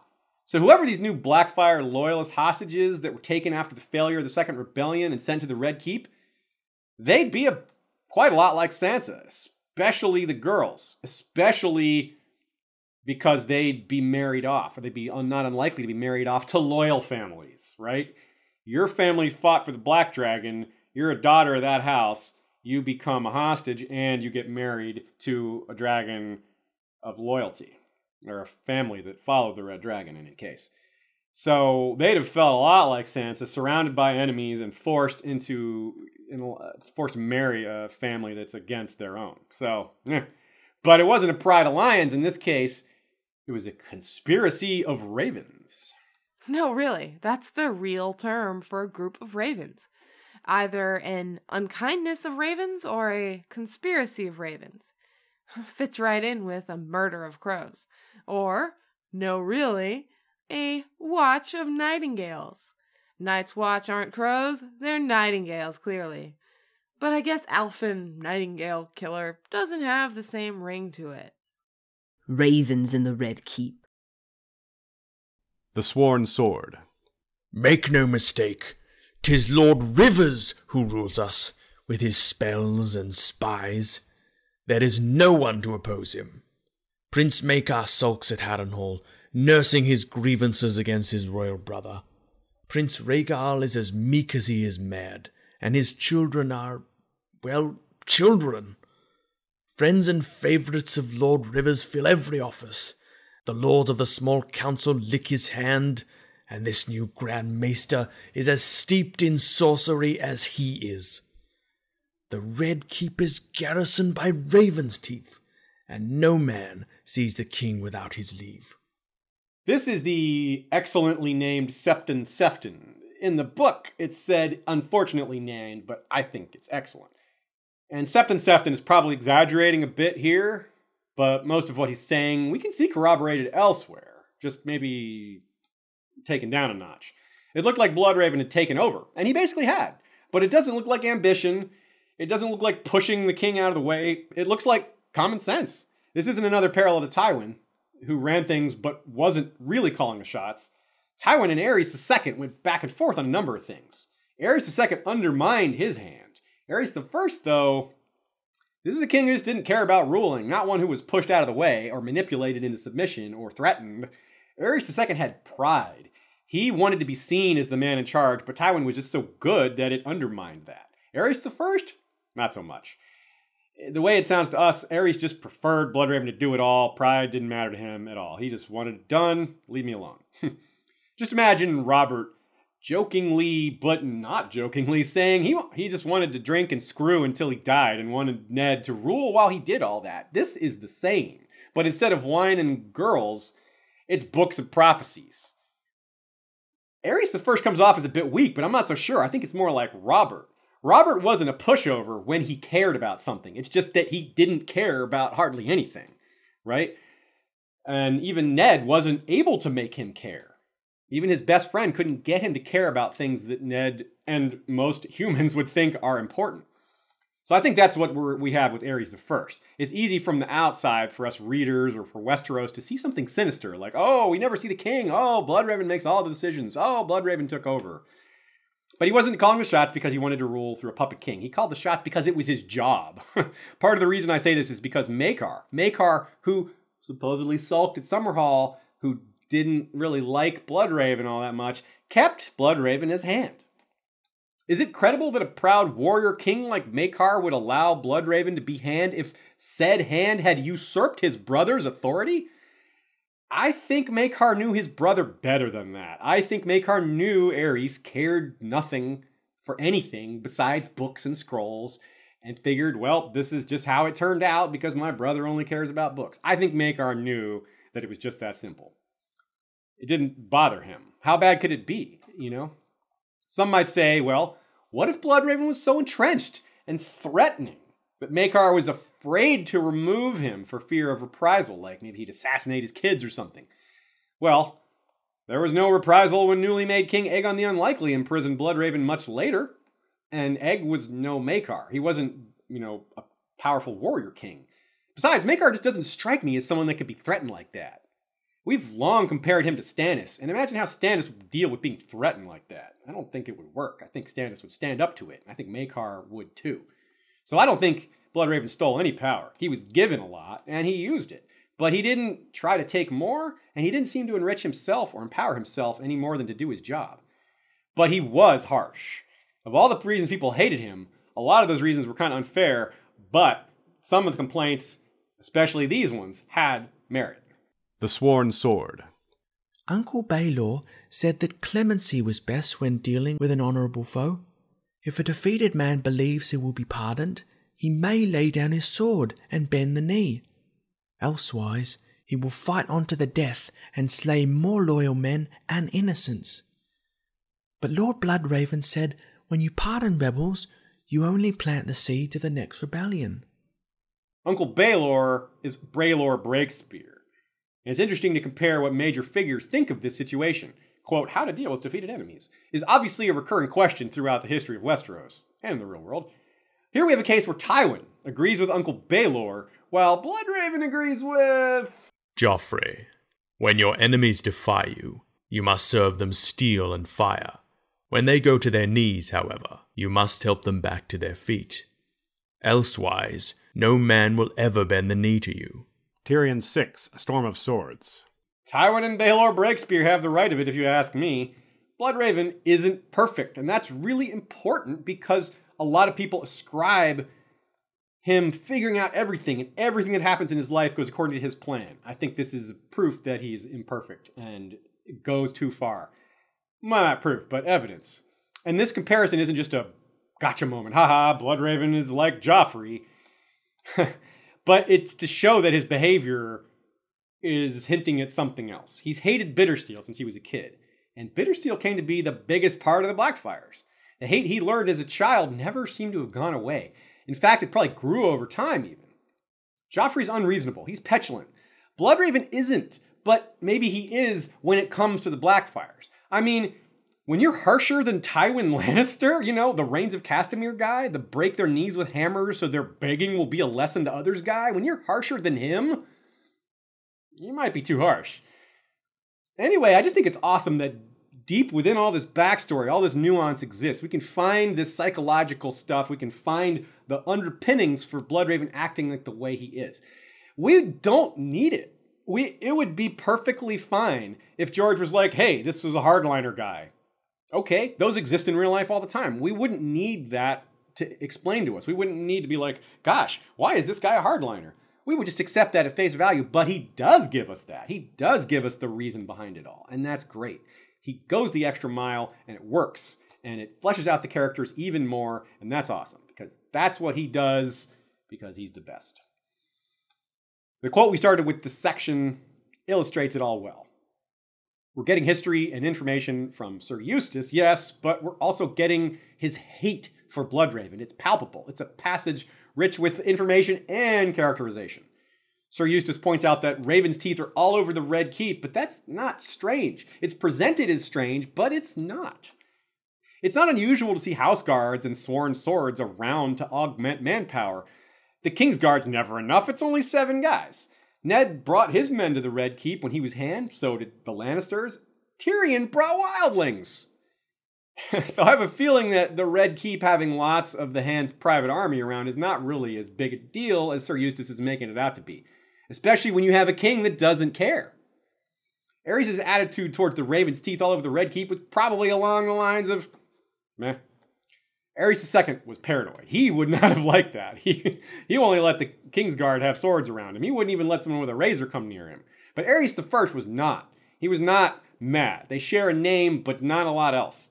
I think it's more that it looked bad. Aerys I might have cared that it looked bad. But he probably didn't care that much, even though it looked bad. And the ones who hated Bloodraven, and there were a lot of them, it would look particularly bad to them. And it's fair to say the optics on the Hand's personal army being all over everything official isn't great, even though it's a little normal. Especially because of what we said before, given how quickly it probably happened. You probably got one day, you got the Red Keep being what it is. The next day, you got Raven's teeth moving in, like lots of them, and Bloodraven himself. And just all of a sudden, that would be a little awkward to the normal residents of the Red Keep. He'd be moving into the Hand's tower immediately. His guard would be there. Yeah, it would be a pretty big difference. And think about how important that is. This is an important parallel. Tyrion, likewise, shows up during a time of crisis with wildlings at his back and delivers the news that no one in the small council saw coming. Hey, everyone, these crazy-eyed killers... in the case of Timett, son of Timett, but hey, he's extra crazy to make up for it. Well, these guys, these crazy-eyed dudes, they're going to come live here in the Red Keep, and they take orders from me. Oh, and by the way, I'm Hand now, so I outrank you. That's intimidating. And it's really similar to what's happening here. The Raven's Teeth would be intimidating for different reasons than these Vale clans, but they would be intimidating. So think about how important that is in terms of the combination of events and how similar that is parallel-wise, but think about how it actually plays out in the Red Keep. Tyrion was going to be denied entrance to the small council when he first got there. Sir Mandon only backed down after Tyrion threatened him. He said, Bronn and Timett, see them? They're going to kill you if you don't let me in. Having that muscle at his back had a literal impact on politics. It wasn't just who he was. It wasn't that his dad gave him, the command, that gave him a letter that said, you're acting Hand. He had to force his way into the small council at first. I mean, he would have gotten in eventually because the letter would have been read and it would have gotten sorted out. But it would have delayed things. It would have delayed Tyrion getting in place and starting to make decisions. It would have slowed down their progress, and it might have caused more chafing between him and Cersei, which we saw got pretty bad. So it's quite a powerful thing walking around the Red Keep with muscle at your back at all times. But again, the downside is the optics. It looks bad. It looks like you're pushing everyone around. It looks like you're intimidating people to get what you want, instead of being there because they needed protection, right? We know that there were Blackfyre spies. We know that there were the potential for assassinations. We know that there were people sending secrets to Bittersteel. So yeah, it looked bad, but it was kind of necessary. And as far as reputation goes here, you can argue that further damage to their reputation was totally worth it. Because how could his reputation get worse? Tyrion would say, well, people hate me anyway. What is bringing some wildlings to the capital going to do? They're not going to just hate me more? They can't hate me more. And Bloodraven might have felt similarly, like, they're not going to like me no matter what I do. I may as well not try, so I may as well just weather the storm and do the right thing and just keep going. That's what it's kind of like to be Bloodraven's enemy. You know, you got spies, you got the resources of the Iron Throne, you're worried about him having sorcery, you're worried about his ruthlessness, how dedicated he is. That's what you're up against when you make an enemy of Brynden Rivers. And because it's not just his personal guard intimidating people, it's that spy network that was clearly quite extensive. Cersei's paranoid about Tyrion's capabilities. Imagine how worried she'd be if Tyrion were also Varys combined, you know? Like, she'd be really paranoid. But, you know, you don't have to be paranoid to dislike that idea. You know, it's normal to be like, sitting here going, I don't like the idea of everyone listening to everything I says. That's not paranoia. That's just, hey, nobody likes that. Especially because they could take something you say out of context. They could lie about what you said. It doesn't give you this feeling of security. It gives you the feeling that you could just be swept up and arrested or accused of something at any minute. So think of all of that when you think of what a force at court Bloodraven was. Think of how dominating he was, how intimidating he was, and why people would want to do something about that, or why they would just fall in line because they were so intimidated. I mean, we could name 100 places, houses, locations, etc., and a large number of them would have his spies, and there'd be hundreds more left on him. I should have said 1,000 eyes, right? But anyway, as powerful as that makes him, it's yet another wedge between him and any semblance of love or even respect. The more powerful he gets, the more hated he gets. And, you know, it's not that simple, but it's, you know, the basic idea is there. Tywin wasn't loved either. He was feared and respected. Varys, not loved either. Nor is he actually particularly respected, but he is feared. Bloodraven's level of power is more like Tywin's, and he was probably more feared than either. But in terms of respect, he'd be more like Varys. They wouldn't respect him, but they would fear him. I mean, they would respect him in the sense that they know how powerful he is and how capable he is, but they would still look down on him for his status, his looks, etc., for doing dishonorable things like spying. And of course, the sorcery, again, doesn't help, never helps. It wouldn't be accurate to say Bloodraven ruled by cruelty. He didn't use terror tactics or go after innocents or prey on the weak, even though it would be accurate to say the realm was afraid of him. So the difference between ruling by fear and people being afraid of him, right? It's a fine line there. Now, he may not seem so now, being a tree and all, but at this point in the timeline, he's fully human and constantly working. Running the realm while being hated is probably emotionally exhausting, let alone the threats he has to deal with on a regular basis. But he was also born into this life, never knew much else. This is what he's been doing since he was a kid. Still, not knowing who to trust is hard enough when half the realm is prejudiced against you anyway. He'd have to learn to tell the difference between people's general disdain from him from afar and those who had more personal reasons. He would have to very carefully vet anyone who took into his service. I talked about that a bit with the Raven's Teeth last time, but it'd be even more important now because he was in an even higher position of power, even more at stake. And there's Blackfyre sympathizers all around, if not outright Blackfyre spies. So he's got to be really, really careful he's not just empowering the enemy by taking one into his service. Now, like Tywin or Viserys I, who are other extremely long-tenured hands who worked under ineffective or problematic kings, you just doesn't seem like you'd have much time for a life or a family, right? You just running the realm. It's several full-time jobs at once. 1,000 hands in one you'd need. However, Tywin and Viserys did have wives and kids, but Bloodraven didn't. Not necessarily for lack of trying, right? He did propose marriage to Shiera Seastar, apparently more than once. We believe she was still in the picture in the early days of Bloodraven's tenure as Hand. Probably much longer. Certainly, possibly much longer. Egg mentions her during the Sworn Sword in the present tense, along with a mention of her bathing in blood to prevent aging. Like, huh? Whoa, huh. If she did this, meaning bathe in blood, which is a little dubious, but it's certainly possible, well, we know she apparently studied the Arcane with Bloodraven, so it would be interesting to hear his thoughts on humans battling aging with magic, especially now at age 125-ish. She may have, by herself, represented most or all of Bloodraven's personal life. He's like, I got a job, I'm a hand, and I just got this one girl that I chase after, and that's my private life. That's it. But she's also playing a role in his professional life too. Because we hear that she helped him with the spying, using magic to help with spying. That's a rumor, so we don't know that's a fact, but it seems like it's likely enough. To bring back the Aerys I Robert Baratheon parallel, I can picture Bloodraven having way too much to do, but Aerys is like, hey, I know you got a lot to do, or maybe not even saying that, just saying Aerys being like, hey, you're my hand, I'm the king, get in here. Check out this scroll. What do you think? Instead of Robert demanding Ned drink with him, just Aerys demand he look at scrolls with him, Had Ned and Robert coexisted as hand and king for longer, we might have seen more scenes like that, except it wouldn't have had anything to do with libraries, and it definitely wouldn't have been just one glass of wine with Robert Baratheon involved.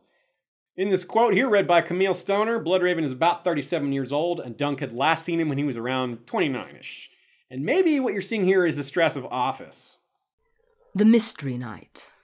He was older than Dunk remembered him, with a lined, hard face. But his skin was still as pale as bone, and his cheek and neck still bore the same ugly wine-stained birthmark that some people thought looked like a raven. His boots were black, his tunic scarlet. Over it he wore a cloak the colour of smoke, fastened with a brooch in the shape of an iron hand. But more interestingly than the possibility that he's stressed out is this iron hand pendant instead of a golden one or some other metal. And that matters. Symbolism between the metals is really important. Ned's hand to the kingpin given to him by Robert was silver. Tywin and Tyrion had that famous gaudy gold necklace hand full of hands. Brynden kept it simpler. That moonstone brooch he wore as a fake hedge knight is arguably fancier than just a little iron hand. But this is some serious symbolism. It's not just the quality of the metal and the expensiveness of it. Iron is black, and iron breaks before it bends, as we're told in reference to Stannis by the blacksmith Donal Noy when he's talking about Robert's the true steel, Stannis is iron, Renly was copper. In general, but especially when it comes to the Black Dragon, Bloodraven definitely bends before he breaks. And he's definitely not known for his mercy either. Maekar's a better parallel for Stannis, but Bloodraven definitely dips his foot in the be like Stannis pool quite a bit. Stannis also was and still is willing to employ some pretty dark magic for what he'd consider the greater good. Stannis is pretty much an ends justify the means kind of guy, and it seems like Bloodraven is too. So for a guy who supposedly had a lot of magic in his toolbox, one can't help but think of Melisandre and her Shadow Baby comparisons. And there's no escaping, as always, the red and white coloring that Bloodraven and Melisandre share. Over the years, one would think that this would continue to seal his reputation as a hardliner. All this, being the way he was for so long, in the limelight, doing all these things. And the list of enemies he had would probably grow. And a lot of those would probably maybe consider joining the other side. And the longer he was a raven perched on the shoulder of the king, people are going to wonder.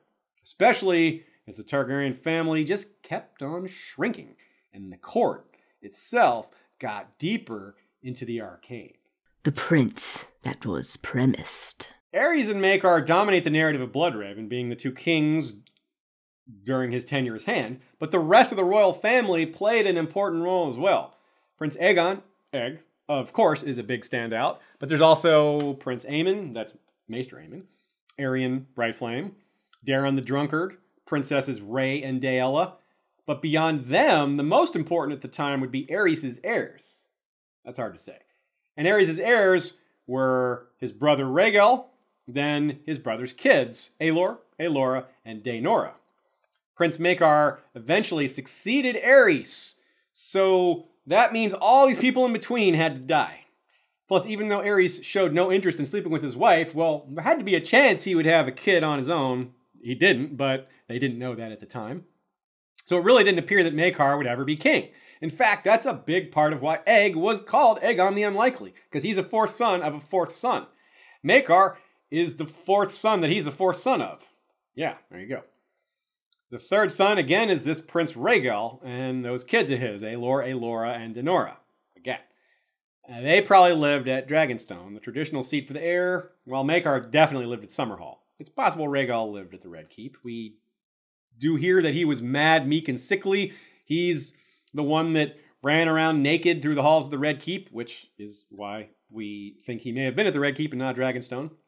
But given that he was mad, it's good that he was meek, right? Aerys II was mad, but far from meek. We saw what that meant.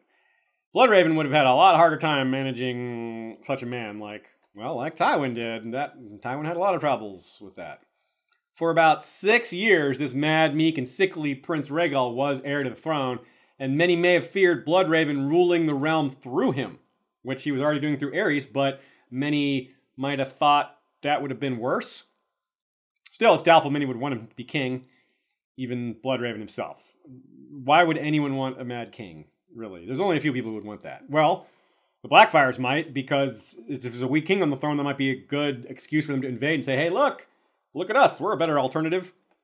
So, if we're getting extra conspiratorial, that is where that works. Like, Bittersteel could arrange to have Aerys murdered, and then all of a sudden you got Rhaegal as king, and then there's your plot. But the Kingsguard is no joke.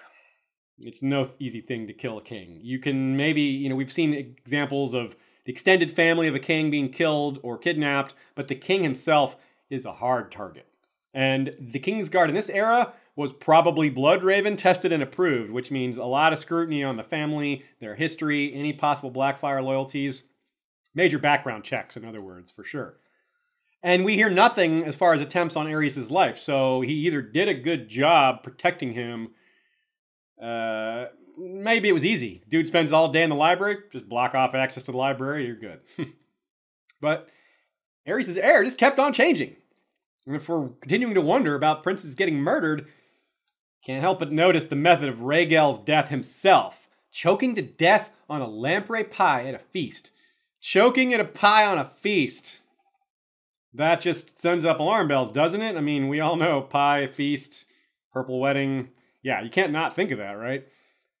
And one of the things about Joffrey, dying in front of a lot of people, choking, makes it a lot harder to spin it as assassination. Because so many people saw the dude choke. It really looked like he choked on food. You got a lot of witnesses. Also, with so many people around, you got plenty of suspects. It's real hard to pin it on one person when there's like hundreds of people in attendance. So it's a really good time to kill someone. If it had been pigeon pie that Rhaegal had joked to death on, then that would have been really obvious. We'd be like, come on, George, that's a little too straightforward there. But still, he did it in a way that makes me suspicious, and I imagine a lot of you are suspicious now too.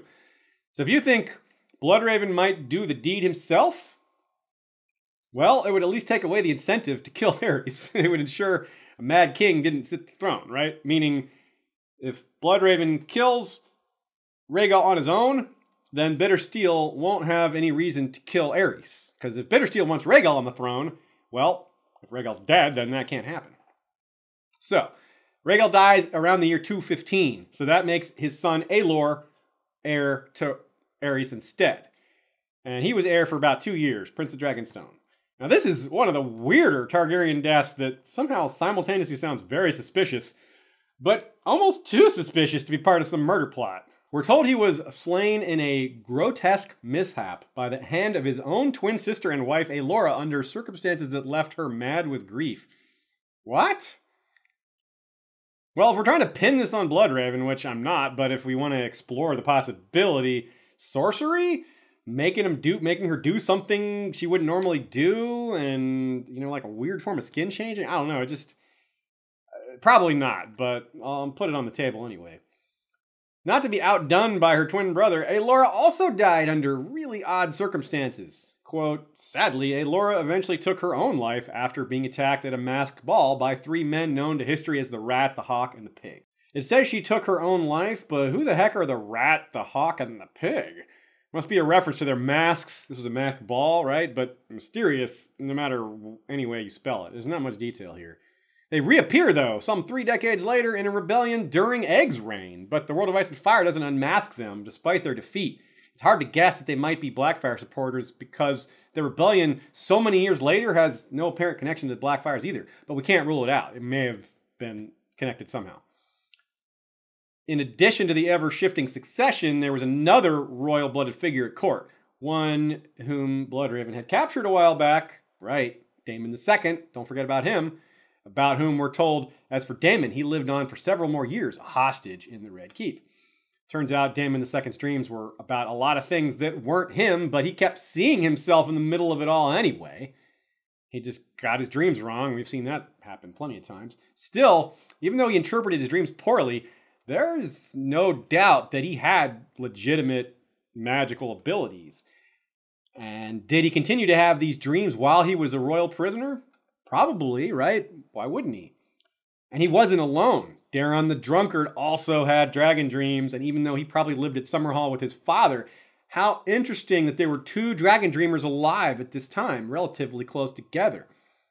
Having these dragon dreamers around might have been of great interest to King Aerys, Bloodraven, and the new Grand Maester who, quote, this new Grand Maester is as steeped in sorcery as he is. Well, that's interesting. You got a whole court where so many of the highest of the high are interested in the arcane.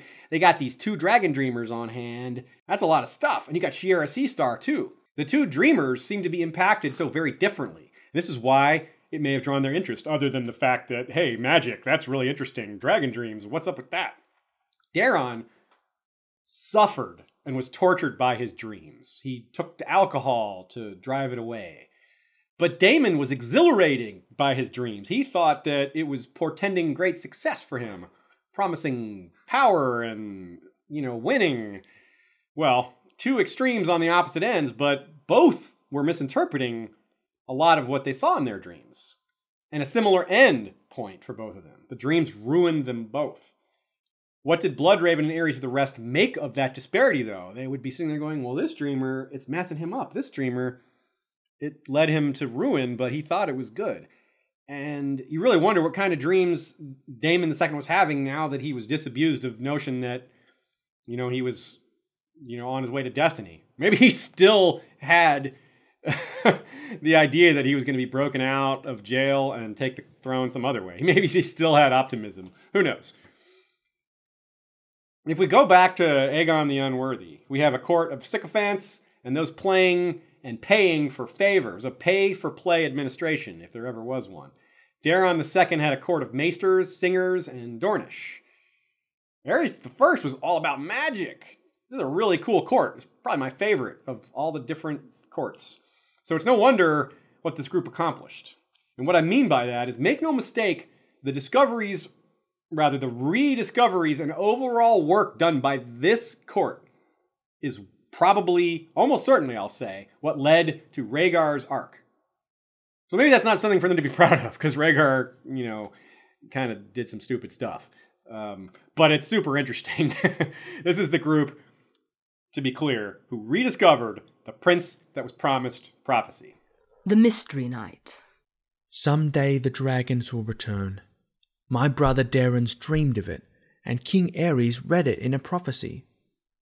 Maybe it will be my egg that hatches. That will be splendid. Would it? Dunk had his doubts. Funny to think of all this high-level interest in the arcane. I pointed out how cool this court is, not to mention the actual magic itself happening, but this is during a time when the dragons had died out. Supposedly magic was waning.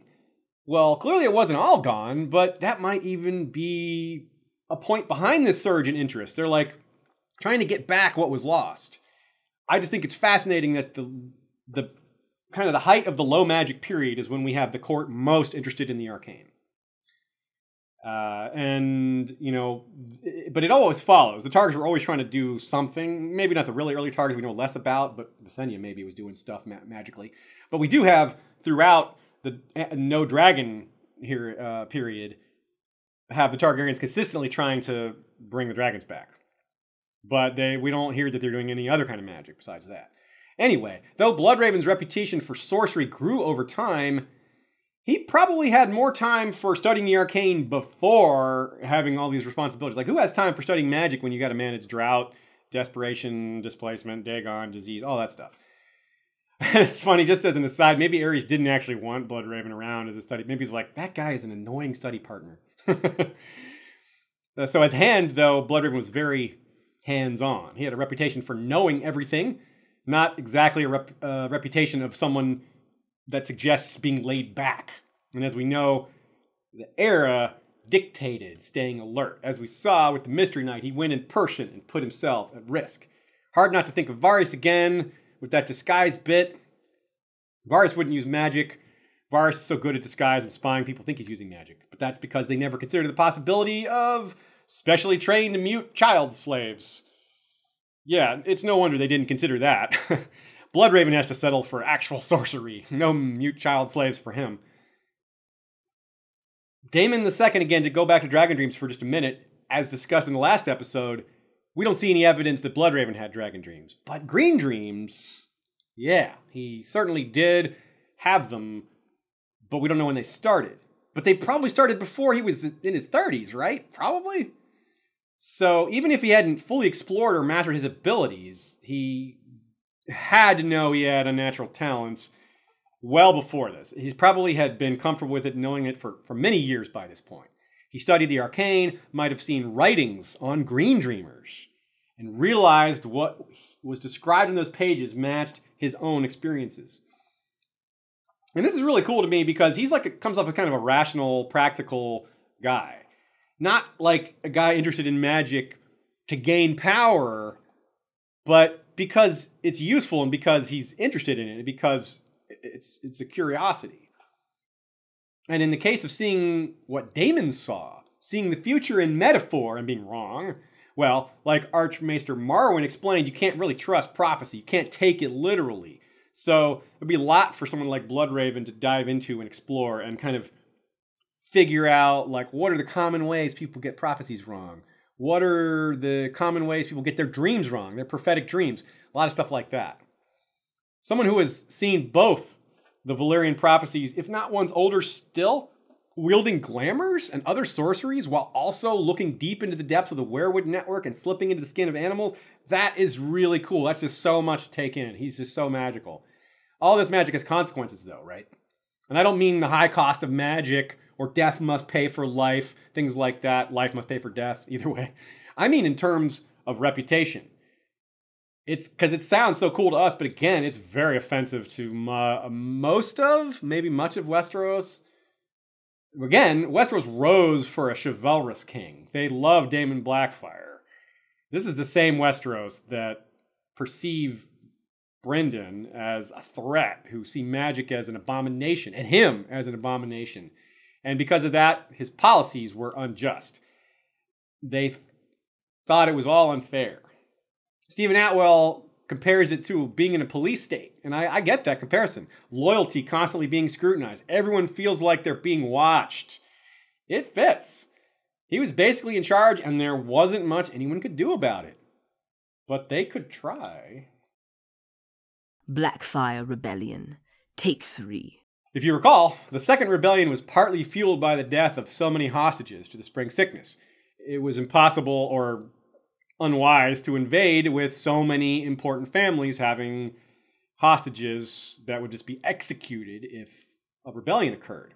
But the Spring Sickness killed a lot of those hostages. So they weren't held in check any longer. But Bloodraven points out he's going to take new hostages at the end of the Second Rebellion. And he points out that some might fare worse because they had already rebelled once, and the Second Rebellion you get less forgiveness for. But still, for whatever reason, whatever confluence of factors, 219 was the year that Bittersteel decided it was go time. The conditions were better then than in 212, clearly. The rebellion in 212 was a huge failure. And in part, it's not hard to see why, other than that. Bittersteel had the Golden Company now. Huge difference. He had just started it around the time Daemon II was trying to make his dreams come true. Bloodraven's reputation and heavy-handedness had alienated more and more families over time, and the Targaryen family had shrunk quite a bit since not only the Second Rebellion, but the First as well. Meanwhile, the Blackfyre family was, well, we don't know, but it looks to have been growing. We don't hear of them dying off. We hear of pretty much the same family being about the same. But there's one condition for this rebellion that's hard to understand, and that's these hostages that I brought up at the beginning of this section. It took 14 years and a plague to clear out the hostages so that the second rebellion could begin. This time, between the second and the third, there's only 7 years, and no plague.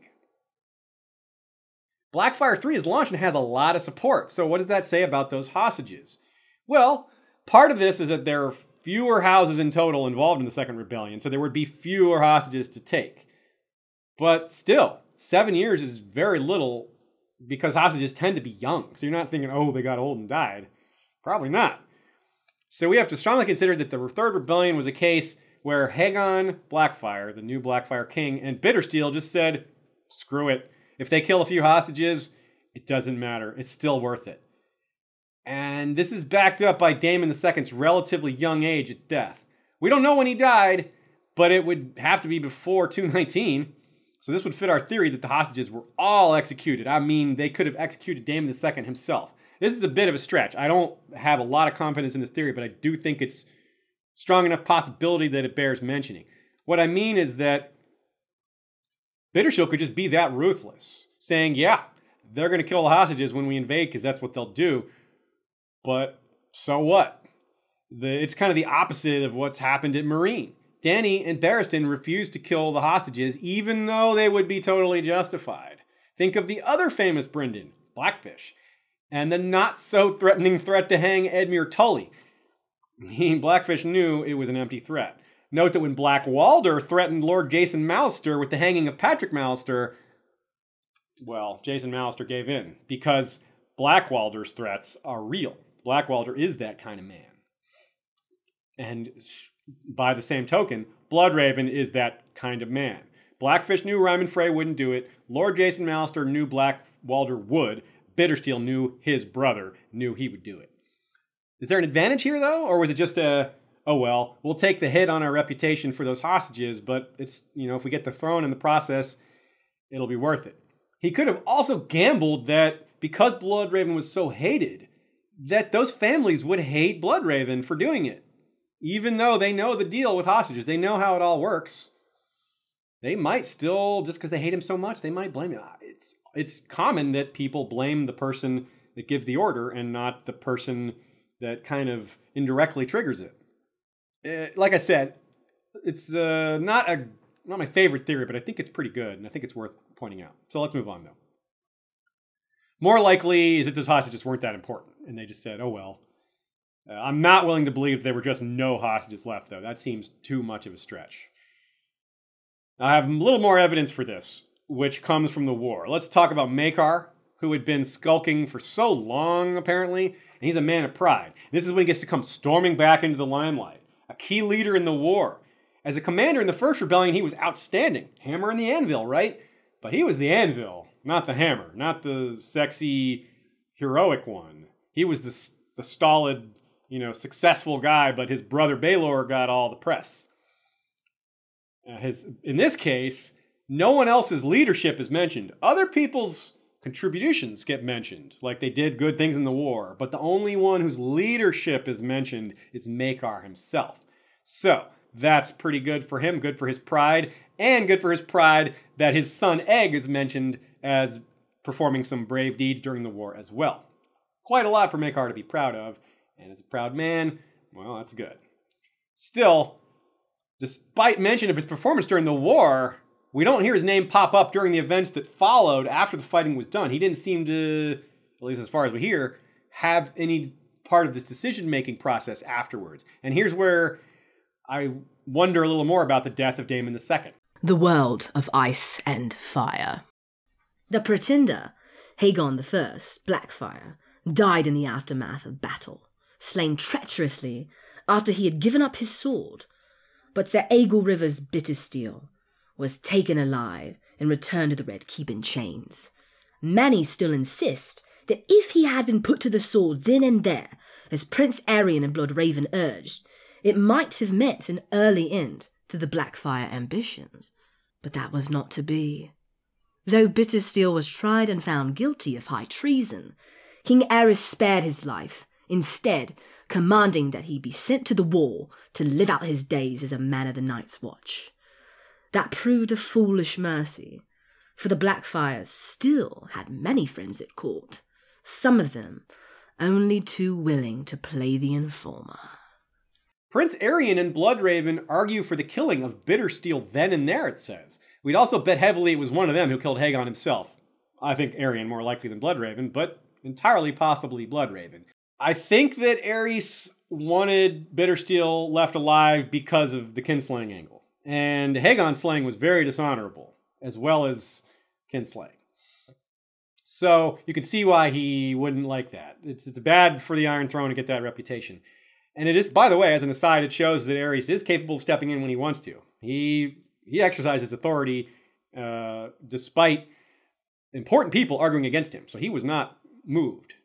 So again, this shows that he wasn't weak, just that he didn't care most of the time. But this fits in really well with the idea that the hostages were sacrificed. Because think about it this way. If Daemon II was alive when Blackfyre 3 started, and they executed him because he was a hostage, and that's what they do, then they're going to look at the evidence and say, well, why would capturing Hagon stop the next Blackfyre from invading if capturing Daemon didn't stop Hagon from invading? They would say, well, our hostage policy didn't actually work last time, so what's the point? Let's just kill the guy. Why keep him in prison? So, but again, I'm not so sure about that. I think it's worth mentioning, though. It's also safe to say Bloodraven continued to keep a close eye on the Blackfyres even after all that. The Third Rebellion would prove to be their last real shot. They didn't get terribly close ever again, but that's hindsight. We didn't know that at the time. Bloodraven wouldn't have known that that was their last great chance. And given the notion that he was so careful, he wouldn't have taken anything for granted, I don't think. And it probably did annoy the hell out of him that Bittersteel hadn't been executed. Not just because it kept the threat of the Blackfyres very much alive, but because it made him look bad. Aegor escaped. Thanks in part to informers at court. Not just the whole scenario of this guy escaping. Just looks bad any way you slice it. But because it proved that the informers at court got around Bloodraven's network. So it probably got pinned on him by more than a few. Bittersteel is noted for his skills as a warrior and leader, but for him to have so successfully infiltrated the Red Keep says a lot. One of the things it says is that the realm may have been too hard on Brynden. Bloodraven is said to have focused too much on Bittersteel. He had his eye fixed on Tyrosh. But if Bittersteel was really this capable, if he had spies that were breaking him free on the way to the wall, then it kind of suggests that Bloodraven really was up against a lot, and it maybe does excuse him for letting Dagon Greyjoy run wild for a time. It at least changes the perspective, doesn't it? And maybe it doesn't move your opinion all the way, but I think it changes it.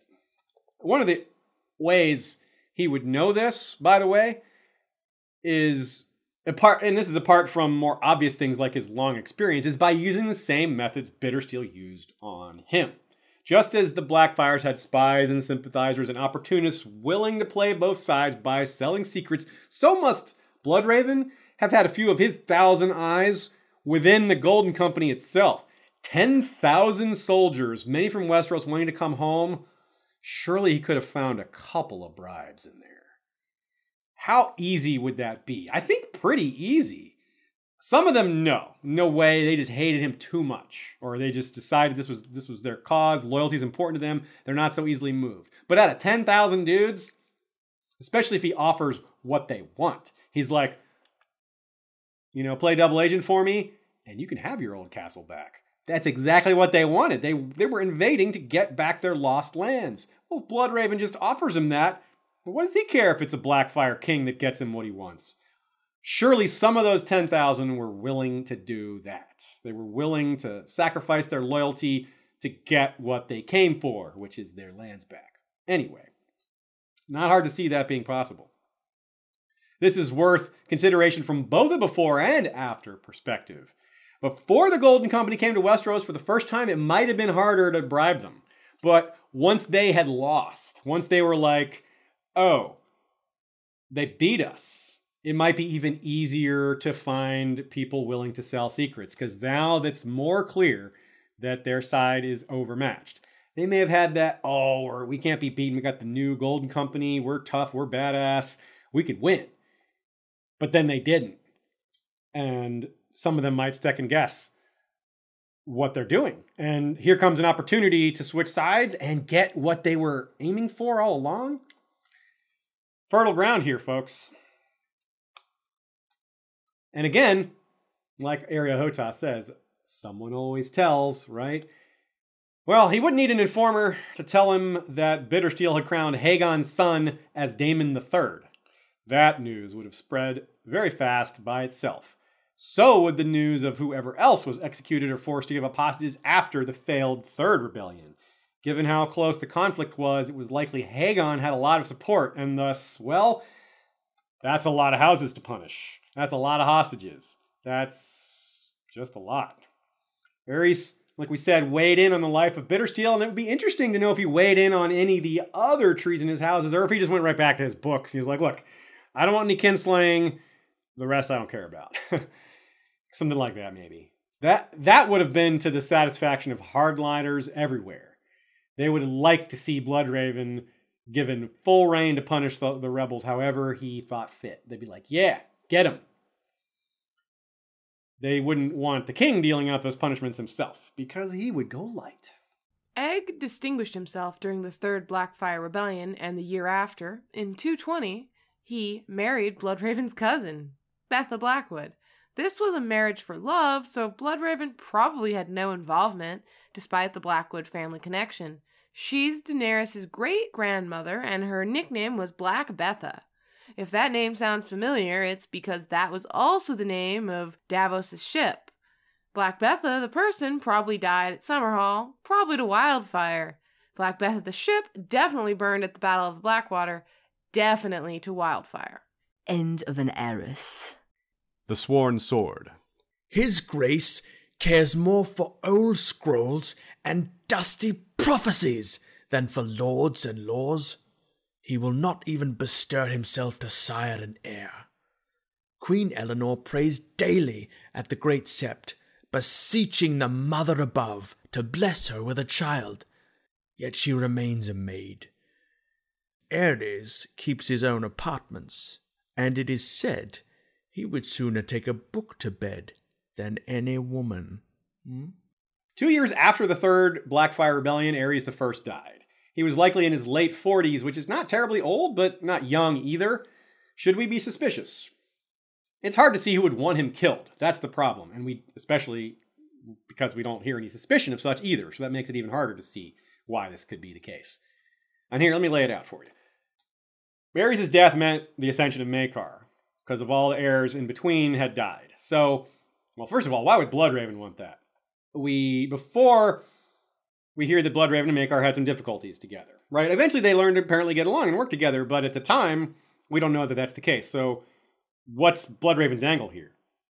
I just don't see it. There doesn't seem to be any benefit from it. He seemed to like Aerys. They seem to have common interests. So I see no angle there. But what about the Blackfyres? I don't see the angle there either. Why would the Blackfyres want the stronger warrior king guy in charge instead of the weak bookish type, the guy like the Reader from House Harlaw? That's what Aerys I was like. It seems like that's the guy they would rather have in charge if you're trying to take over. If you're trying to come in as a conqueror, you want the weaker, non-caring king rather than the prideful warrior king. The standard people are used to hearing is the king dreams, the hand builds, or the king eats, and the hand, well, you know the rest. Robert dreamt of huge tourneys and got them, despite Jon Arryn and Ned's counsel against spending so much.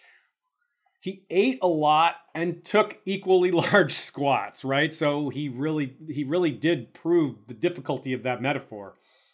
Yeah, the king dreams, the hand builds. The king eats, the hand takes his squats. Well, what about when the king eats a lot and sits on the squatter like Wyman Manderley? Well, Aerys I dreamt of books and ate sparingly. He looked rail thin in his depictions and descriptions, the type of person who would be so into his books that he forgot to eat. Robert slept around and his wife had kids with, well, you know all that story. I don't need to go into that. And it ended in a succession crisis. Aerys didn't sleep with anyone, and his wife never got pregnant, and bastards or no. And having titles while not having kids can often also cause problems. Too many heirs can be a problem, but too few can be as well. But there was no succession crisis whatsoever when Aerys I died. And I'd say that Aerys wasn't really a problematic king, but he wasn't really that helpful either. He was just kind of in the middle. He was just not really a positive or a negative. He was just a king. Still a really cool one because of all the magic stuff, though. So the real legacy here is something we touched on before. It's not his reign. It's not the politics. It's not even Bloodraven. It's what leads us to Rhaegar. Again, as I mentioned before, Rhaegar started off bookish, and then, quote, until one day Prince Rhaegar found something in his scrolls that changed him. And then he decided to be a warrior. He was living at the Red Keep at the time, which we know because Willem Darry was Master of Arms for the Red Keep, and Darry is the one he went to and said, it seems I must be a warrior. So again, I'm really, really near certain that this is the same discovery remade by Aerys I. Of course, the discovery was made thousands of years ago, but it took some modern folk to rediscover it. And still, also, this is probably the same thing dreamed of by Daeron the Drunkard and maybe other people, like maybe even Daemon II dreamed of it. And this is the prince that was promised prophecy. Dragons woken from stone, the red star bleeding, all that stuff. So that's huge. That's why we got to keep talking about it. Rhaegar seemed to change dramatically overnight, but Aerys, not so sure. He maybe had already made the discovery before he was king. Not really sure on the timeline of when he discovered the prophecies or when he discovered this stuff. It seems that he just kept on digging and reading more, though. Maybe it motivated him to look further, to pursue this particular angle even more. Either way, it's really cool. I think this is awesome. And we're going to have more to say about this, because this part doesn't cut off here. Even though Aerys is dead, his legacy of arcane studies and lore continues, because Bloodraven is going to eventually go to the Wall, and he's going to share his time on the Wall with Maester Aemon. Maester Aemon would have some very interesting conversations with him, you would think, about fire and blood amidst the ice and snow of the north. They're going to go north during a terrible cold winter. So the parallels in the weather symbolism are huge here. And think about how Maester Aemon corresponded with Rhaegar so much, a lot. Like they sent letters back and forth a lot. And so what we're left with is that Rhaegar was influenced by Maester Aemon and the same books that Aerys found. And Bloodraven would have had a lot of conversations with Aemon. So what Aemon was saying to Rhaegar probably had a lot of Bloodraven in it. A lot of what Bloodraven had learned. It wasn't just Aemon. It would have he could have gotten this stuff from his conversations with Bloodraven, which of course also reaches us to Shiera and Aerys I and all these other people, the Grand Maester of that time who was steeped in sorcery. So this all comes from that. Everything that led to Rhaegar, everything that led to all that stuff. So that's just huge. So we'll have more on that in the next episode, because we're not to the Wall yet. We're not to Bloodraven yet at the Night's Watch.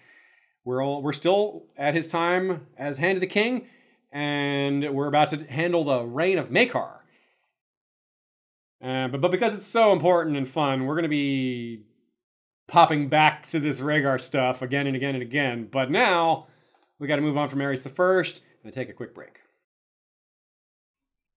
This spot gets called the mid-roll quite often, but a lot of times we don't really have it in the middle at all. What are you going to do? Since we're talking about the Dunk and Egg stories so much here in the Blackfyre series, I want to go ahead and re-recommend Audible.com. As always, you can get 2 free downloads if you start a trial with Audible.com through History of Westeros. Those downloads you get to keep even if you don't keep the subscription. That means you may end up paying nothing if you decide not to go with it. I recommend, at least for one of those books, getting A Knight of the Seven Kingdoms, which contains all 3 stories from the Dunk and Egg series so far, and it's read by Harry Lloyd, who was Viserys in the show. He was fantastic in that role, and he's fantastic as a reader, as you might guess. Thanks to our Blood Rider patron Vorsaki, wielder of a Valyrian steel Arak with the Dragonbone hilt. And thanks to our Ironborn captain patrons. Kathleen the Ruthless, captain of the Night Terror, motto, Don't Fall Asleep. Black Matto Stormrider, captain of the Rusted Hinge. Rebea, Lady of Waves, captain of the Iron Shadowcat. Tusk Shield, breaker captain of Kraken's Fury. Oisan the Wanderer, captain of Naga's Living Flame. Sir Selvas Redblade of White Harbor, captain of Trident of the North. Lord Chucklaws, captain of the Droman Nightblood, destroyer of evil. Heron Burntbeard is captain of Smoking Narwhal.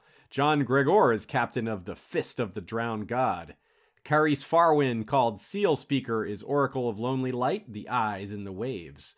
And Sir Kiron of Lonely Light is Scourge of the Sunset Sea, captain of Naga's Breath, a droman armed with siphons of wildfire. Aileen is Archer Queen, captain of the Border Collie. Crimson Kate is captain of the Drowned Queen's Vengeance. Jasana the Just, collector of tolls, is captain of the Golden Gift.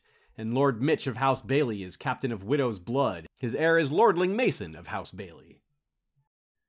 If you want to get into some of the best books ever written in Western civilization, check out onlinegreatbooks.com, enter the code WES, and take a look at the possibilities there. You can sign up and become part of a group that encourages each other and works on a regular schedule and reads through authors like Homer and Kierkegaard and Plato, etc., some of the most famous names from all time. Taking on books like that is a serious project, so it really helps do it with some other people who are just as serious as you are. Again, that's onlinegreatbooks.com/WES. That's Online Great Books using the promo code WES. The King of Skulls. Maekar's reign is shadowy, not because he was a shadowy figure, but because there's a lot less to go on. It didn't have a Blackfyre rebellion, there was no plague or drought or invasion by the Ironborn that we know of.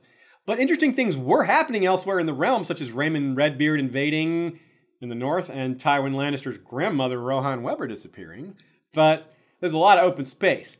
And we're pretty sure it's because this is prime Dunk and Egg territory, and he doesn't want to write himself into a corner. He wants to develop this reign more during Dunk and Egg's novellas. So he doesn't want to set too much out there, else he'll be stuck with what he's decided. He wants to put more thought into it. Still, less to go on doesn't mean nothing to go on. There's a lot to talk about here, and we'll start with the decision to keep Bloodraven on his hand. Aerys probably liked Bloodraven. Maekar, however, said did not get along with him. They may have even disliked each other, but as we'll see, that didn't seem to lead to any mistrust, and we hear nothing of major strife between them on a professional level. So, you don't have to love someone to trust them, and it was family ties that brought them together. Or at least it could have been, or at least it may have helped. But we've also seen countless occasions of nobles given jobs they are entirely unqualified for. Nepotism is rampant in Westeros. And this isn't exactly an era where having Targaryen blood made you more trustworthy. But Bloodraven's reputation against the Blackfyres did. I mean, that's one thing Maekar could count on. Bloodraven had very much proved himself in that regard. But in general, families are kind of funny that way, right? In real life, to be sure, but in Westeros, even more so. In Westeros, family ties often mean everything, and everything can mean either end of the spectrum, or both. It can mean your greatest ally, or your bitterest enemy, or both. That's what the Great Bastards were for the Targaryens. Daemon Blackfyre and Bittersteel were two of the greatest threats the Iron Throne ever faced, but Bloodraven was one of the greatest defenders it ever had. In Part 3, we're going to see how he's still playing defense, but for all of humanity instead of the Iron Throne. At this time, however, one thing everyone could agree on, one thing even his biggest detractors would not doubt, is again Bloodraven hating the Blackfyres. Maekar could be sure of it, but so could everyone else, especially Bloodraven's enemies themselves. And that's important. Maekar's enemies were Bloodraven's enemies. The enemy of my enemy is my friend. So whatever Maekar may have thought before, back in 212, 209, well, Bloodraven had time to prove himself. So that may have been a big part of it. Another thing they have in common, something kind of unusual, a little awkward, they're both seen as kinslayers. I wonder if that wasn't a small point of bonding for them. Bloodraven was seen as a kinslayer for Daemon Blackfyre. Maekar killed the beloved Baelor Breakspear. Both of them popular, chivalrous warrior figures, both related. So, yeah, it was an accident from Maekar's point, but many don't see it that way. They thought he did it on purpose. Not hard to see why. You don't know the guy personally, and it's not uncommon to hear, one brother or sister killing someone in the line of succession in front of them. That kind of thing is normal. And you know how the commoners love to gossip and exaggerate? Check this out. The Mystery Knight. Bloodraven is the root of all our woes, the white worm gnawing at the heart of the realm. Dunk frowned, remembering the hunchback Septon at Stony Sept. Words like that can cost a man his head. Some might say you're talking treason. How can the truth be treason? Asked Kyle the Cat. In King Daeron's day, a man did not have to fear to speak his mind, but now... He made a rude noise. Bloodraven put King Aerys on the Iron Throne, but for how long? Aerys is weak, and when he dies, it will be bloody war between Lord Rivers and Prince Maekar for the crown. The hand against the heir. You've forgotten Prince Rhaegal, my friend. Sir Maynard objected, in a mild tone. He comes next in line to Aerys, not Maekar, and his children after him. Rhaegal is feeble-minded. Why, I bear him no ill will, but the man is as good as dead. And those twins of his as well, though whether they will die of Maekar's mace or Bloodraven's spells... Kyle the Cat here just thinks it's obvious that Bloodraven and Maekar are just going to kinslay their way to the top and then fight each other. I mean, and of course that couldn't be further from the truth, but he just drops that like it's nothing, like it's the most obvious thing ever. And he was certainly wrong about them fighting each other. There's no direct evidence Rhaegal or his kids were murdered, but we did, cast a little shade there and showed why maybe that was the case. But they did die, any way you slice it, and that could look bad from the outside. Let's just say Kyle the Cat wasn't likely to have been alone in his suspicions that Rhaegal and Aelor and Aelora were killed because Bloodraven wanted them to die. And this would have only made them feel right, this kind of thing. Like, look, see, we told you, we hated Bloodraven, we didn't trust him, and look at all these heirs dying. They would have just proven it. This would be like a reign of kinslayers. It would seem like they got this proof that each of these guys, the king and the hand, have killed their own kin, and then we have all of these heirs dying in between to make Maekar king. So, yeah, I don't know. I think that's I think a lot of people would have really looked down on this regime because of that. We cannot overstate how important the notion of kinslaying is in Westeros. But Maekar is said to have deeply mourned his brother's death and marked its anniversary each year. Contrast to Bloodraven telling Bran that he had loved one of his brothers, and that was probably Daemon. This is an unusual thing to have in common, right? For Maekar and Bloodraven killing a brother they loved. Easy for us to miss a connection like that. But those two would not have. They would have realized and recognized that unusual commonality in each other. Unlearn what you have learned. There's a running theme in the Dunk and Egg novellas, and it reflects a real-life thing. Quite a few times, Egg says something to the effect of, "My father said, my father told me, blah, blah," only to find out that what his father told him conflicted with something he's directly experienced. For example, Egg early on has a disdain for bastards. The Sworn Sword. The old High Septon told my father that king's laws are one thing and the laws of the gods another. True-born children are made in a marriage bed and blessed by the father and the mother. But bastards are born of lust and weakness, he said. King Aegon decreed that his bastards were not bastards, but he could not change their nature. The High Septon said all bastards are born to betrayal. Daemon Blackfyre, Bittersteel, even Bloodraven. Lord Rivers was more cunning than the other two, he said, but in the end he would prove himself a traitor too. The High Septon counselled my father never to put any trust in him, nor in any other bastards, great or small. Born to betrayal, Dunk thought. Born of lust and weakness, never to be trusted, great or small. Egg, he said, didn't you ever think that I might be a bastard? A brief exchange later, and Egg goes silent. He hated bastards, but loved Dunk and couldn't square the two. Eventually he came around, of course. He's not a bad kid. He just had to work through it in his mind. Though we've painted Maekar as a lot like Stannis, again, maybe Maekar came around after years of seeing Bloodraven in action, of proof, of making the case by his actions. And Dunk himself is a bastard, and Egg would say good things about Dunk to his father. Say, hey, look, this Hedge Knight is brave. He did a lot of great things. He's worthy. These are the kind of things that could maybe help change Maekar's mind. And in this quote, he says the old High Septon, which may imply one who has since passed, or one who was simply old, but if that's the case, then either way, he may have been dead by the time Maekar was king. Clearly, for Maekar to have kept Bloodraven on his hand, he had to have gotten over what the High Septon imparted to him. One way or another, he had to at least learn to tolerate his opinions on Bloodraven, because clearly he accepted him. The High Septon who speaks out about bastards is nothing new. It's part of their religion, after all. That's their belief system. It's unfortunate, but it is what it is.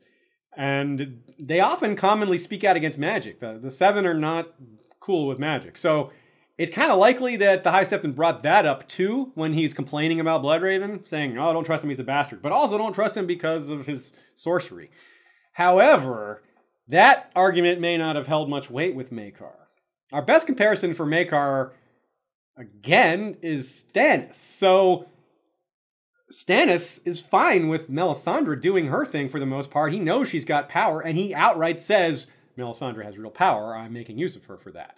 He doesn't necessarily agree with Ralorism, but he totally agrees that Melisandre is useful. He sees that. It's a little more pragmatic. So I'm kind of thinking Maekar along the same lines. Maybe that's taking the comparison too far, but we hear in the world of Ice and Fire that Aerion Brightflame, Maekar's son, was said to dabble in the black arts. Plus, we got Egg's attitude, which is he had his prejudice against bastards from his father, but he speaks of dragons returning in Aerys' prophecies with interest and awe, and he mentions Shiera bathing in blood and his own sister trying to give him a love potion.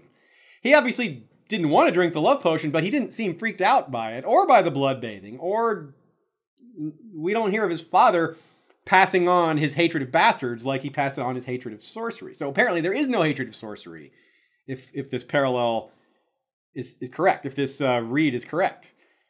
So, but anyway you look at it, there's a lot of Maekar's family involved with magic one way or the other.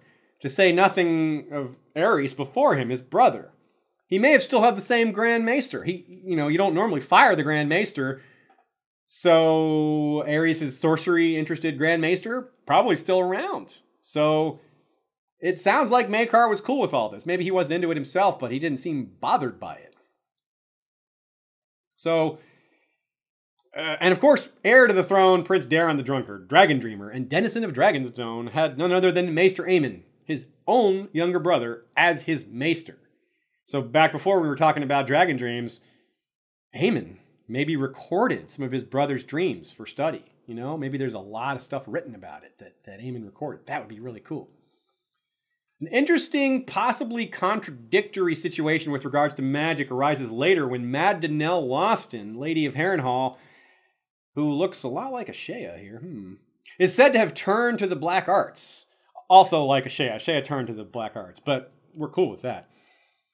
The Lostons lost Harrenhal because of this. House Went, who served as household knights of the Lostons, were soon the replacements at the top. They became lords of Harrenhal. This has Bloodraven written all over it. I'm not saying for sure, but think about what this says. You got a knightly house sworn to Harrenhal, and they're said to be instrumental in taking down the house they serve? Someone on the inside flipping? Someone important? See where I'm going with that?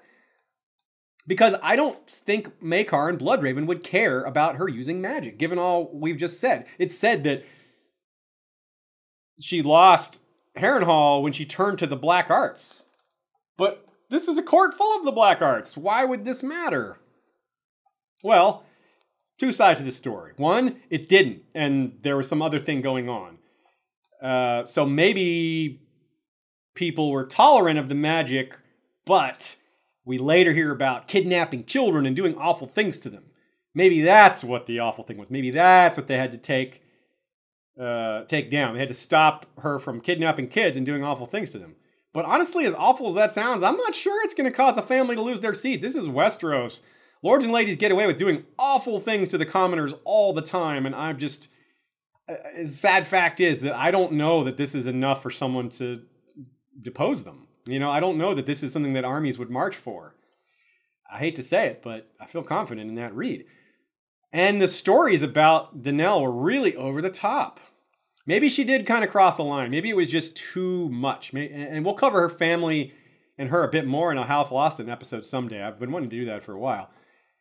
But the stories of her being really over the top, they remind me of the stories of Bloodraven himself. They're just so over the top. They sound like gossip. You know, they make her story seem kind of normal comparatively.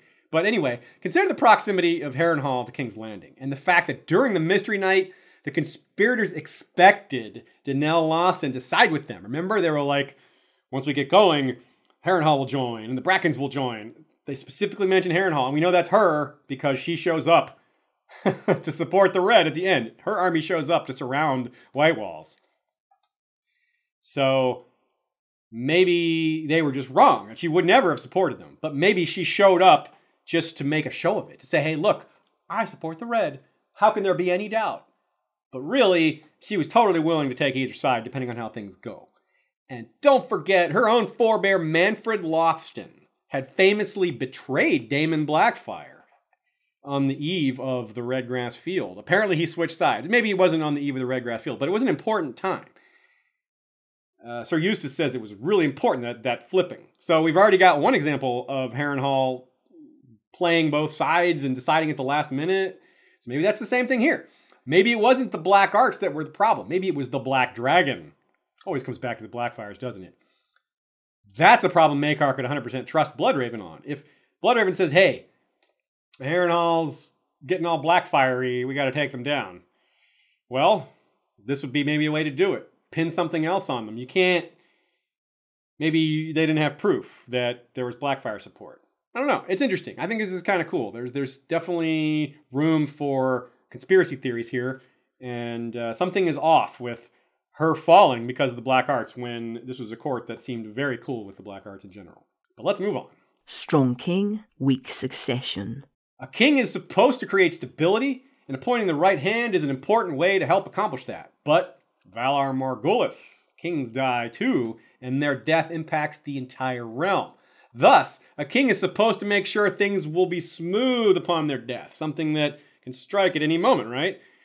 Second in command, as protector of the realm, it's the hand's job to be involved in all that, to push the king to settle such matters. And during Bloodraven's time as hand, there weren't a lot of kings, but the situation with the heirs changed a lot under Aerys, as we saw. And under Maekar, it was awkward.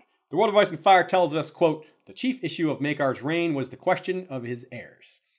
So that would make it a chief issue for the hand as well, and really had been since before Maekar was crowned, as we saw with the constant dying of heirs.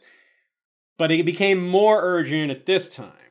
Obviously, marriage is a key issue with regard to a king's heirs, right? That's where a lot of alliances come from. Alliance building and succession are intertwined.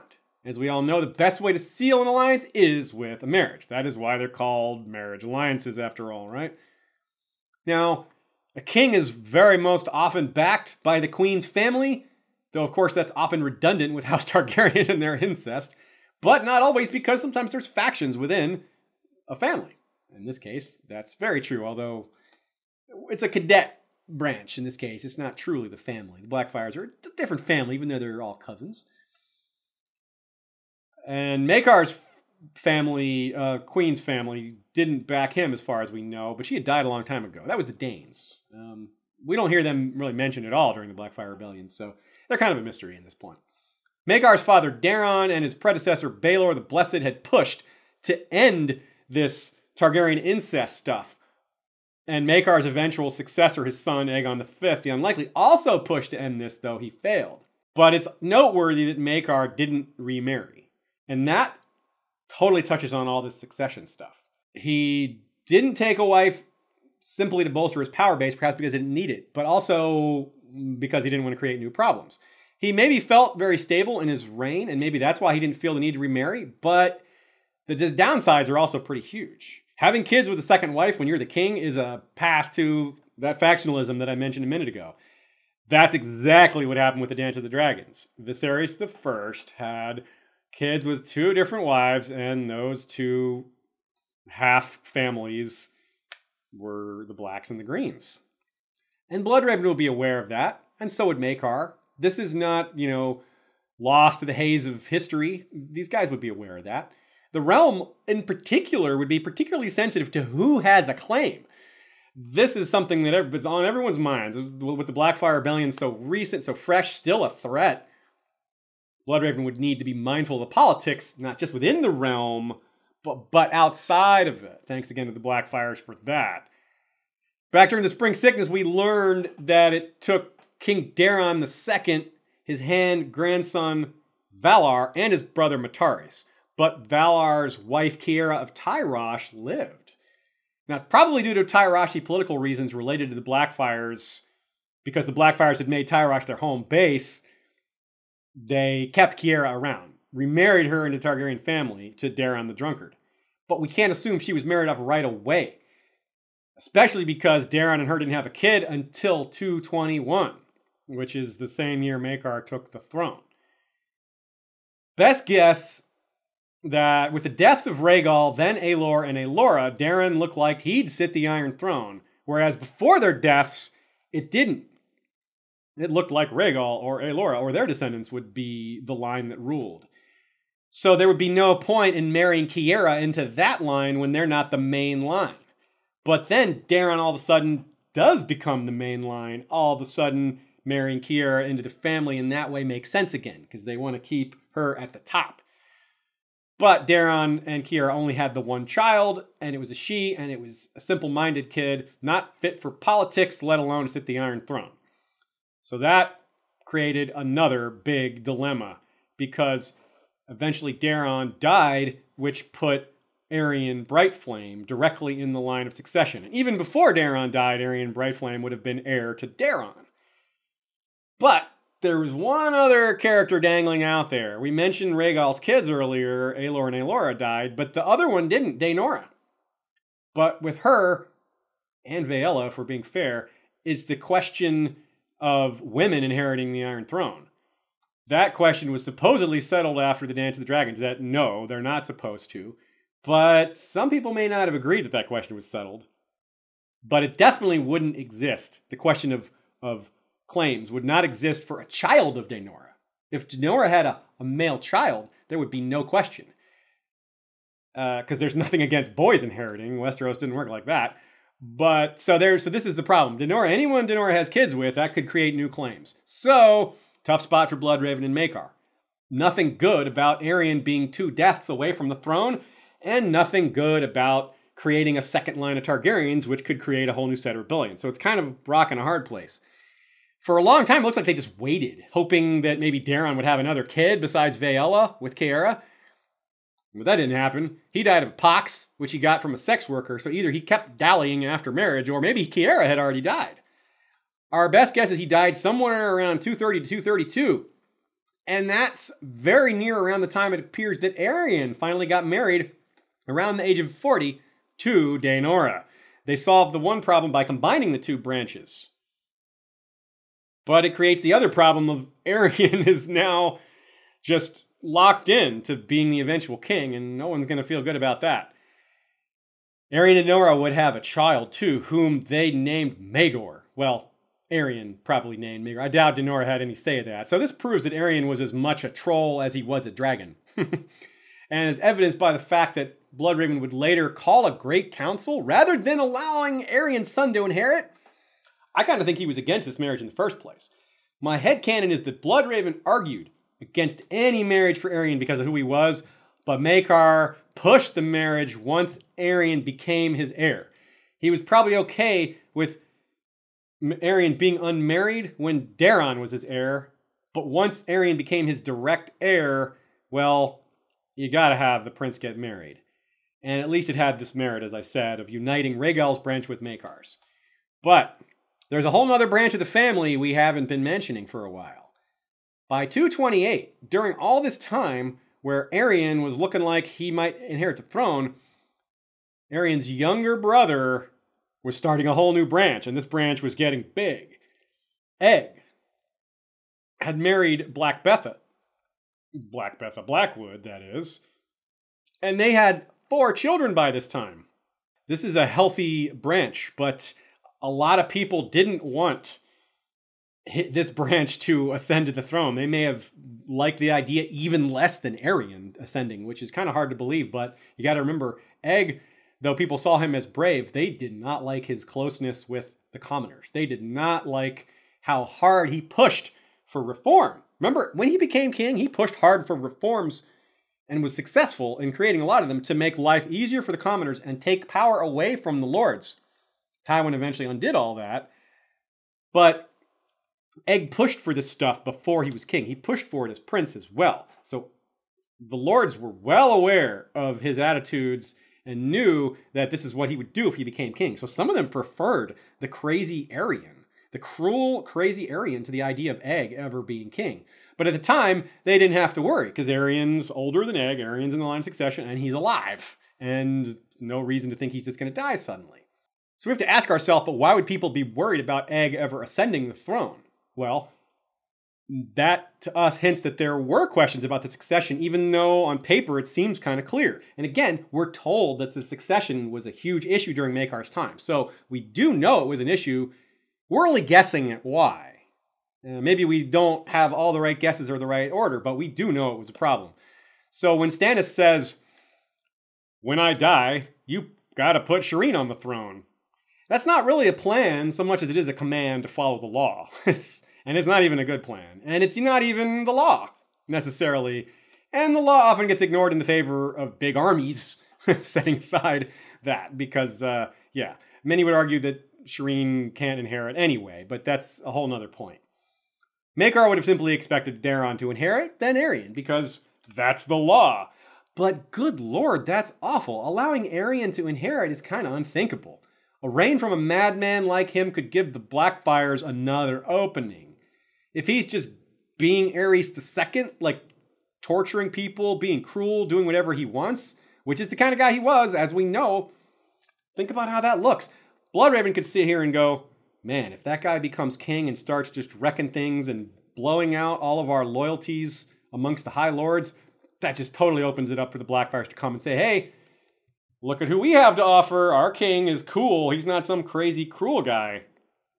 So, yeah, I think that's perilous. Now, World of Ice and Fire also says Maekar's time was relatively peaceful despite these questions of succession and instability.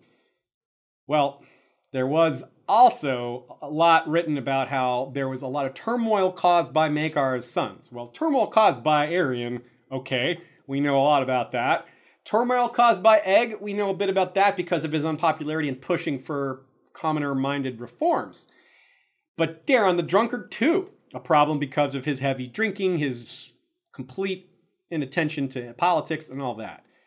So what I'm saying is, of all the times we've raised the question of maybe Bloodraven did get involved in manipulating the succession, this, of all the times, is the one I think is the most likely. I'm not saying it's likely that he did it, but if we're ranking all the strange deaths, or just all the deaths among princes who were in the line of succession during this time span, Aerion's death, to me, is the most interesting, even though the story tells us it's entirely self-inflicted, even though we're told Aerion drank wildfire, right? It might seem like he just solved the problem himself. He drank wildfire. That's that. We're told he was drunk, right? So what is there to think? Well, let me tell you. Maybe someone gave him strong wine that night, like Lancel did for Robert.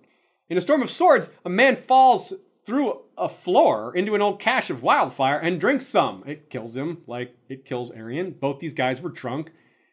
That guy thought it was wine. Aerion probably didn't. Aerion probably knew what he was doing. Well, I wouldn't say he knew what he was doing, but he knew what he was drinking. Maybe he wanted to prove himself a real dragon. Aerys the Mad King thought wildfire would transform him into a dragon too. Just Targaryen things, I guess. But a very specific theory idea I have is maybe this was the night he found out he was now heir to the throne. Daeron dies. He's like, oh, I'm the crown prince now. I'm going to go out and get drunk. Not that he needs an excuse to get drunk. Sounds like the kind of guy that could just get drunk on a whim. But it would be nicely fitting if this worked out that way. Still, even though he's the crown prince, just imagine these circumstances. That allowed a crazy person to drunk. Who gave him wildfire? I mean, you can't say no to him. He's the crown prince. If he walks into the Pyromancers Guild and is like, give me some wildfire, they can't say no, but they probably would go warn somebody. They're like, tell the Kingsguard, God, the Crown Prince is drunk and walking around with Wildfire, man. Just keep an eye on him. Unless they were in on it, right? Maybe, and what I mean by in on it is maybe they stood aside and let it all happen. Maybe someone made the suggestion to Aerion that fateful night in 232 to drink Wildfire, suggesting that it couldn't kill a dragon. Fire can't kill a real dragon. Fire can make you a real dragon. Wildfire might make you a dragon. Egging him on in some form or fashion. Maybe someone used a little sorcery to enhance that suggestion. Maybe someone was wearing a moonstone brooch and watching intently as Aerion drank deep from the wildfire that someone provided. Just a fun theory. Though surely they had to keep up appearances and a funeral would have been held, this would be a prince that few mourned. But it was a crisis averted for the realm and for Bloodraven, perhaps. But there were other problems. There are always other problems when you're the hand of the king. At the peak of winter. Like it had been for him at the start of his tenure as hand, Bloodraven found himself dealing with forces of nature and rebellion. Not that far into Maekar's reign. Around 223, a very long summer began that would last 7 years. Here's where we come back to Pycelle, because Pycelle mentions living through it to Ned early in A Game of Thrones. He says that many were superstitious about this long summer, some in the most optimistic way possible. He said even some in the Citadel, not just commoners, but some in the Citadel, learned men, thought that this was the great summer come at last, the endless summer of legend. Okay. Pycelle also mentions to Ned how similar the long summer early in A Game of Thrones was to the great summer, quote unquote, of his youth. He speaks of extreme heat, but also extreme life, how the gardens and farms prospered, how humanity came alive at night when it was cooler. It's rather ominous because the implication is that winter will be the opposite. Extreme cold, extreme hostility to life, gardens and farms withering and humanity not exactly coming alive at night, death itself coming alive at night. Pycelle was more right than he'll ever know. The one of his youth was awful, but this one's a lot worse. Bloodraven lived through both as well and has a better handle on the situation, shall we say. But Pycelle's perspective is significant and really quite interesting because of, again, look how early George planted these seeds, man. This is super early. This is like Ned's 5th chapter, maybe? Whew, good job, George. In the year 230, that long summer ended. All of a sudden, brief autumn came and then winter came on hard and fast. Just like what we're seeing in, well, A Dance of Dragons and then The Winds of Winter. We saw it in A Feast for Crows, too. In 233... we're now 3 years into what would turn out to be a 6-year winter. House Peake, the same house that had 3 castles before the Blackfyres were a thing, the same one whose lord was a key in both the first and second rebellions, now dead though, launched a rebellion. His descendants, his son maybe. On the surface, this is a bit crazy though, right? A single house that had been beaten soundly before, when they had a lot of allies, going up against the Iron Throne, now up against Bloodraven and Maekar? What's that all about? All right, well, let's talk about why it might not be so crazy, even though it did fail pretty majorly. First, that winter business, right? Starpike is pretty far in the south. Take a look at the map. So it's possible winter was just a lot less of a problem down there. Maybe it really crippled the north and sort of crippled the center of the continent, which would have meant King's Landing was hit pretty hard, which meant the Peaks were like, hey, we can supply our armies, but they can't, so let's go for it. It's also possible Bittersteel did try to come on over and join this rebellion at the same time, but just never made it. We're told in the World of Ice and Fire that a certain Torwin Greyjoy betrayed Bittersteel after making a blood oath. We've mentioned this before, but here's where it needs to come up again. It's easy to see why the Greyjoys would ally with the Blackfyres. One can guess that Bloodraven's punishments after the time of Dagon's reaving were substantial. Perhaps it harsh enough to create ill will, perhaps harsh enough to push the Greyjoys to consider joining a rebel faction, hating Bloodraven enough to do that. It's easy to see them finding a accord with Bittersteel, right? Because he hated Bloodraven more than anyone. If they hated Bloodraven, well, hey, that's something to have in common. But again, this betrayal could have come in the 3rd rebellion. It could have come in the 4th rebellion, which we'll explain later, or here at some point in between. The 3rd rebellion was close. So if the Greyjoys switched sides then, it could have made all the difference. The fourth was such a disaster that, well, it could explain a lot. It could explain why it was such a disaster. But it would also explain this one. Let's say the Golden Company's just set to come over by ship at the same time the Peakes make their move. That makes a lot of sense. Like, do everything at once, right? Strike multiple places at the same time to open up the rebellion. But it sure does stink when your ride bails on you, huh? You and 10,000 of your friends stuck waiting while your other friends get slaughtered? Now, who could have possibly come in between such an arrangement? We're not exactly supposed to imagine the Greyjoys simply changed their minds, are we? Or perhaps this was like the Second Rebellion, where the Greyjoys only pretended to have a grievance with Bloodraven, and were actually playing cat's paw, like the phrase. Kraken's paw? Raven's paw. Whatever animal hand equivalent metaphor is best, the point stands. The Greyjoys didn't want Bloodraven coming down hard on them again. Like this theory works both ways. Yeah, sure, you can see why they might want to join with the Blackfyres because of how mad Bittersteel made them, or how mad Bloodraven made them. But they could also just be like, oh, we're not getting into that again. We're not going to suffer through that again. So maybe they agreed to do this knowing they were going to betray Bittersteel in the end. They just set them up. Say, hey, Bloodraven, I got an idea. Or maybe Bloodraven came to them and said, hey, Greyjoys, do this for me and we're cool again. Or the other way around. Greyjoys say, hey, Bloodraven, if we do this, does this make us cooler in your eyes? If we pretend to ally with Bittersteel and the Golden Company, and then we, don't show up and screw them over? Help hook us up and we'll do that for you. So consider what was being asked here. One is go pick up the Golden Company, bring them over and participate in the rebellion. The other is just stay home, do nothing, and possibly collect a reward for doing that. We got to stay home and got rewarded for it. All we had to do was lie to Bittersteel, who's a continent away and has no ability to get back at us. I could see that. But again, just a theory. It fits really well, but whether the Peakes had a terrible plan or just a plan that went terribly, they were basically in it alone. And Maekar wanted to handle this one in person. He appears to have put himself in direct danger despite his dicey succession situation and his age. He was not yet 60, but was pretty close. He ordered the castle to be stormed and was somehow close enough to get crushed by a stone hurled from the battlements.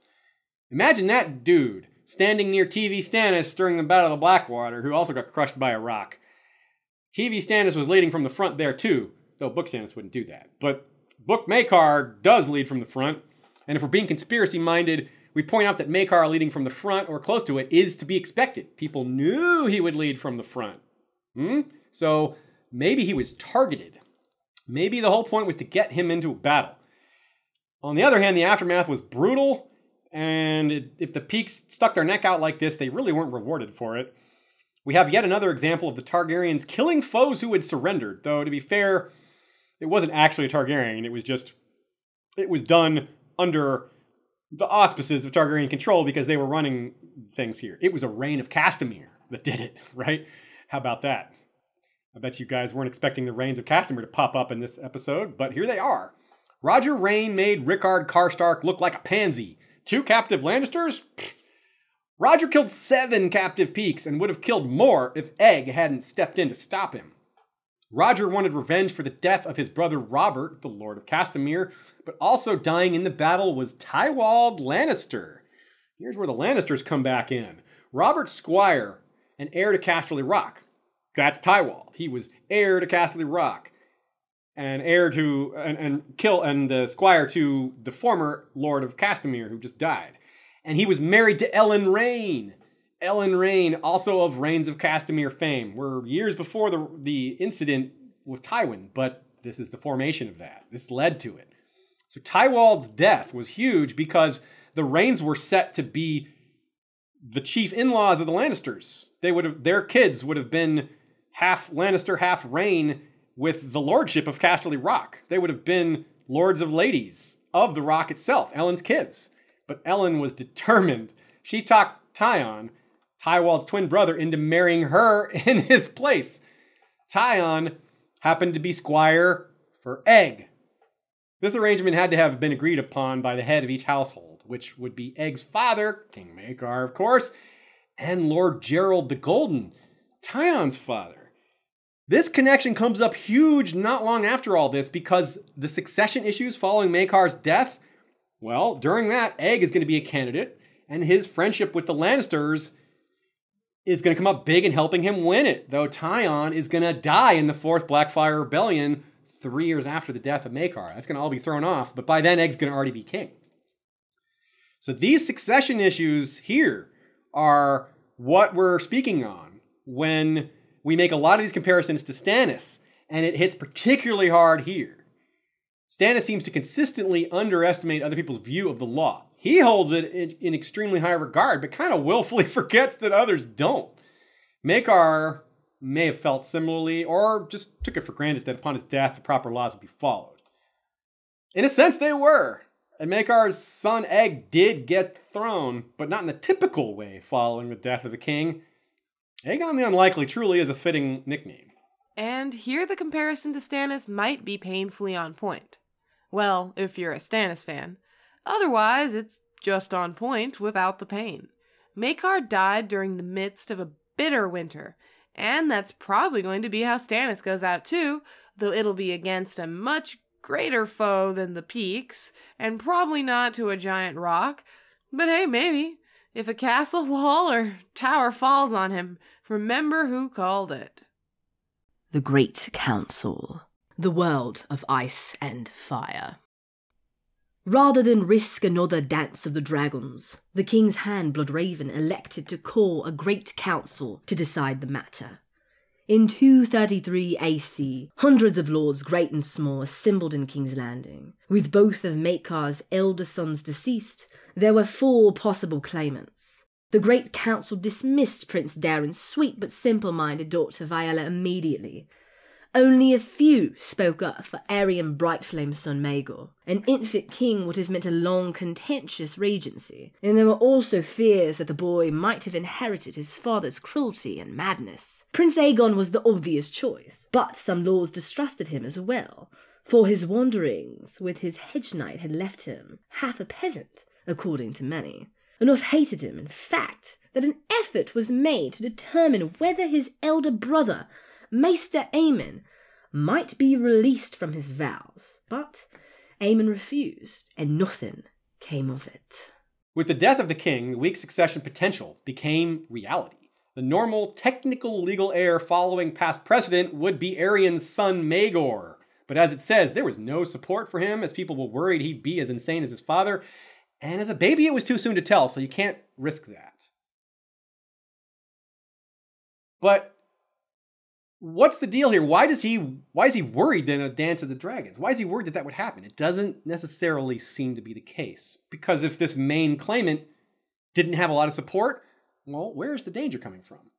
I'm not entirely sure, to be honest. This could be Bloodraven just doing what he could to help steer the succession in a good way. And that's why I said this was legal. Calling a great council is totally legal, even though the normal way to go would be to just give the crown to baby Maegor. Now, another thing to be interested in here is that if Maegor had the throne passed to him, Bloodraven probably stays on as regent. That way meaning he rules through this baby for like 15 years. If he was an ambitious guy who wanted to wield power through a puppet, then he would want this. He would push for this, and he would have been easy. He could say, look, he's the heir, period. Boom, that's it. There's no argument. He's the legal heir. Instead, he was like, nope, Great Council. So he went directly against something that could have directly benefited him. So clearly he didn't want it. Well, almost clearly.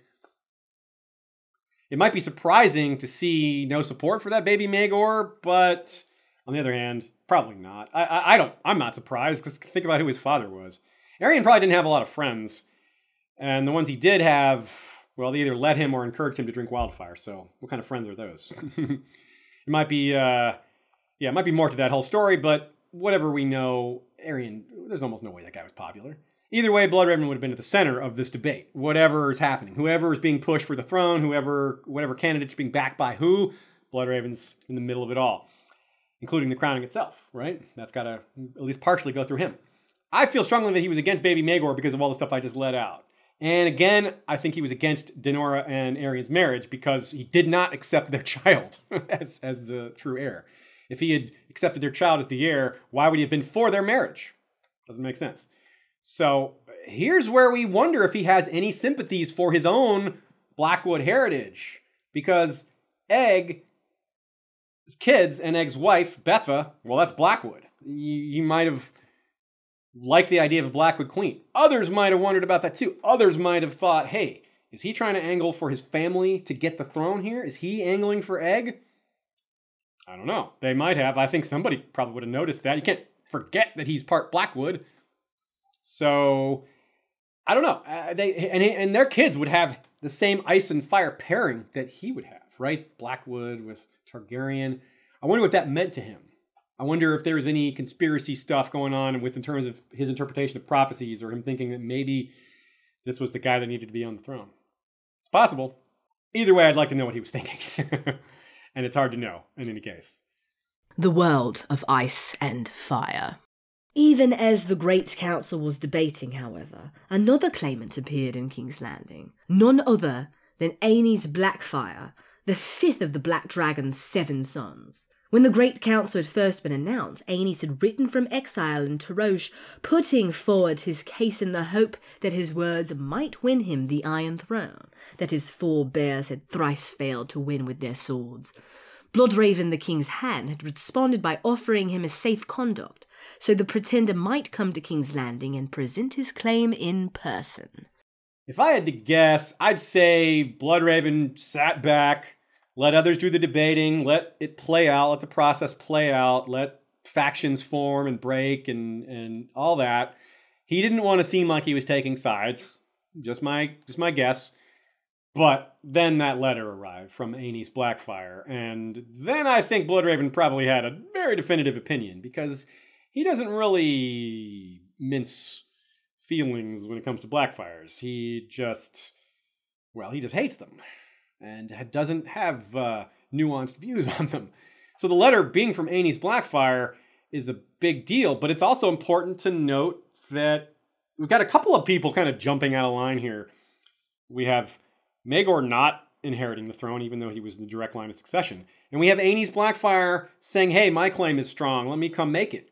But the son of the 4th son comes before the 5th son. Daemon the 3rd, son of Hagon, still alive, still crowned, still backed by Bittersteel. But Aenys is like, here I come. I'm coming to say that I'm the best candidate for king. It may not have been coincidence that this non-violent attempt came during a time when armies probably weren't feasible. Remember, I was just talking about how that big old winter was blazing through the kingdom. Not likely that big armies were possible. So it could have been called the Great Council of Winter. But it's just the Great Council of 233. Remember, that's part of why Maekar may have rushed things at Starpike. You can't have a siege in winter. You can't feed your people. So that's probably why he ordered the storming of Starpike, because you got to get it over with quickly. Aenys was given that safe passage that he asked for, and as he expected to make his case to the assembled lords, many of whom had Blackfyre loyalties and or hated Bloodraven, he may have been thinking, this is my moment. This is my moment. I'm a child of destiny. Maybe thinking a bit like his brother Daemon II.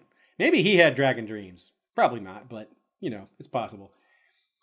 He may have thought the omens were good because he's the 5th son of Daemon Blackfyre, and he's the 5th candidate here at the Iron Throne's Great Council. Yeah. Instead, upon his arrival, Bloodraven told him, get down on your Aenys, and then cut his head off. Okay, now Bloodraven probably didn't make that pun, but I wouldn't be surprised if he made a joke, because he's a pretty sarcastic guy. Early in the episode, I compared Bloodraven to Joffrey a little bit, but here's another moment where that parallel goes pretty deep. Cooler heads wanted Ned Stark sent to the wall after letting him speak and admitting his treason.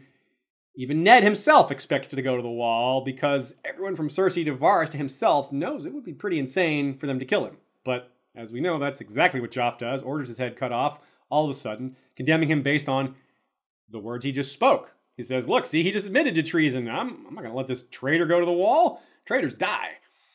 This is remarkably similar to Bloodraven's decision to execute Aenys. Aenys made a claim by letter. Bloodraven lured Aenys with the promise of letting him make that claim in person, then condemned him to death upon his arrival. A deal, that deal broken, and an execution for treason that wasn't truly committed. Bloodraven showed the head of the council as a warning to those who may harbor Blackfyre sympathies. What a thing to do at a great council. It's important to remember most lords are probably like Lord Walder Frey's father, meaning they're not sure what side to be on. They just want to be on the winning side. They want to be loyalists, probably because that side seems stronger, but they're not like in love with this regime. They're not like, we follow Bloodraven and Maekar because they're the best. Follow them because they're king in hand, and that's what you do. And going against that gets you killed. Here's where I have to explain Blackfyre sympathizer doesn't mean secret Blackfyre. It doesn't mean hardliner loyalist infiltrating and just keeping their secrets hard in their heart, keeping their real loyalties tight, but pretending to be a loyalist all along. That's not really what it means. There's probably a few like that. It just means someone who might, if circumstances went the right way, back the Blackfyres because it would be to their benefit, because it would be in line with their existing goals. They aren't willing to take a big risk. They're not in it for idealistic reasons, most of them. They don't hate the Targaryens or the Blackfyres. They just want to come out ahead. They just mostly would rather stay out of all of it, but they can't because they're lords and ladies that are involved in a political scale. They're expected to contribute. They're expected to send men or money or both. They have to take a side. So they take the side that's safer. That's just how most of them do it. That's kind of the point, though. Bloodraven is being so demonstrative. He's like, here's this guy's head. He's like, even if you're just 1% loyal in your, even if you have the slightest consideration for switching sides, even if it's just, oh, I wouldn't switch sides unless something happened first. That's the only way I would ever. Bloodraven's like, no. Under no circumstances will you flip sides. Do not even think about it. And this is what happens if you do. But that's kind of over the top, right? He's kind of more acting scared rather than being demonstrative. It seems kind of weak. It seems like he's afraid of something that isn't a real threat. Now, making a claim against a sitting king is definitely treason. But the point of a great council is to select a new king based on all available claims. Though it was odd because of Aenys' elder brother being ahead of him, Aenys did not commit treason. He may have committed treason against his own brother, but he didn't commit treason against the Iron Throne in saying, hey, can I make a claim? Can I come to the council and make a claim? That's not treason. So there was no legal right here for Bloodraven to execute him. There was no treason committed. Cersei, I think, would approve of Bloodraven's actions here, nor would she have trusted him were she in Aenys' place. No, to be fair, she wouldn't have been like, oh, he says I can come and make my case. Okay, then, I'm coming. She wouldn't have believed in a promise or a paper shield either. Laws and rules don't matter here. This is the Game of Thrones where swords have the final say, or dragons. Or shadow babies. Yeah, you know what I mean. Violence wins when it really comes down to it, sad to say. And it was Cersei who said to Ned, there is no middle ground. You win or you die. Aenys did not win. Just as technically, Ned was right, that Stannis was the true heir. Ned didn't really commit treason, but he also did not win. Maybe Cersei's probably not going to win either, but between Cersei and Ned, Cersei came out ahead in the short term. Clearly, there are huge differences between the two executions as well, but it's a good comparison. Bloodraven did what he did, whether he was thinking of Bittersteel's escape on the way to the wall, or whether Aenys was actually like a charismatic, convincing speaker who actually could have made a strong case. Well, maybe this is going to be a life lesson he shares with Bran, and we'll learn more about what he was thinking. It seems he wanted to take no chances. He's like, look, any Blackfyre is a threat. I don't care how small of a threat it is. We're going to kill this guy. But ironically, not wanting to take chances to that degree was itself a huge risk. When he executed Aenys, he probably didn't see what came coming. He didn't think that he would be punished for it. He probably thought he could get away with it. He probably expected the pushback to be pretty mild, something he could deal with, something that would just maybe further harm his already destroyed reputation. Here's how that went. When the final decision came, the assembled nobles, swayed in no small part by the eloquence, and some suggest the gold, of Lord Gerald the Golden, ultimately awarded the Iron Throne to Prince Aegon. So, Ironically, Aegon would later push reforms that Lord Gerald's grandson Tywin would later undo. Tywin would also slaughter all those rains and have a famous song written about it, but that's again another story. But the caveat, the reason this all relates is that quote about Gerald's fine persuasive speech, which by the way is not found in the World of Ice and Fire, it was cut for probably for space considerations. It's possible the info changed, but more likely it was cut for space. So we're considering that canon, but call it a strong maybe. If it's true though, and the part about bribes is true, Bloodraven would have seen that coming. He probably knew about the bribes, right? Just like Varys would know when money changes hands. I think Bloodraven was probably able to capture a lot of that same behind-the-scenes stuff. He would have seen these connections between the families too. In general, he saw a lot coming. 1,000 eyes and one after all. But I don't think he saw this coming. The world of ice and fire. The first act of Aegon's reign was the arrest of Brynden Rivers, the king's hand, for the murder of Aenys Blackfyre. Bloodraven did not deny he had lured the pretender into his power by the offer of a safe conduct, but contended that he had sacrificed his own personal honour for the good of the realm. Though many agreed and were pleased to see another Blackfyre pretender removed, King Aegon felt that he had no choice but to condemn the hand, lest the word of the Iron Throne be seen as worthless. Yet after the sentence of death was pronounced, Aegon offered Bloodraven the chance to take the black and join the Night's Watch. And that's just what he did. After spending most of his career under his own white dragon banner, fighting the black dragon on behalf of the red dragon, he traded it all the dragons and ravens, left it all behind. And that's what it means when you join the Night's Watch, right? You give up your family and take on a new one. Considering how poorly Brynden's own experience with brothers had been, maybe the thought of going to a place where everyone's your brother, that might not sound good. But maybe it's preferable to being executed. Still, Maester Aemon was going at the same time. They'd have a lot to talk about, prophecy and dragon dreams, much and more. That's a lot of what part 3 will be about, as I said earlier. And there's that excellent library up there at Castle Black, too. That's nice, something to look forward to. And some of the Raven's Teeth took the Black with him. Men he'd likely known a long time and respected and trusted. He'd need that.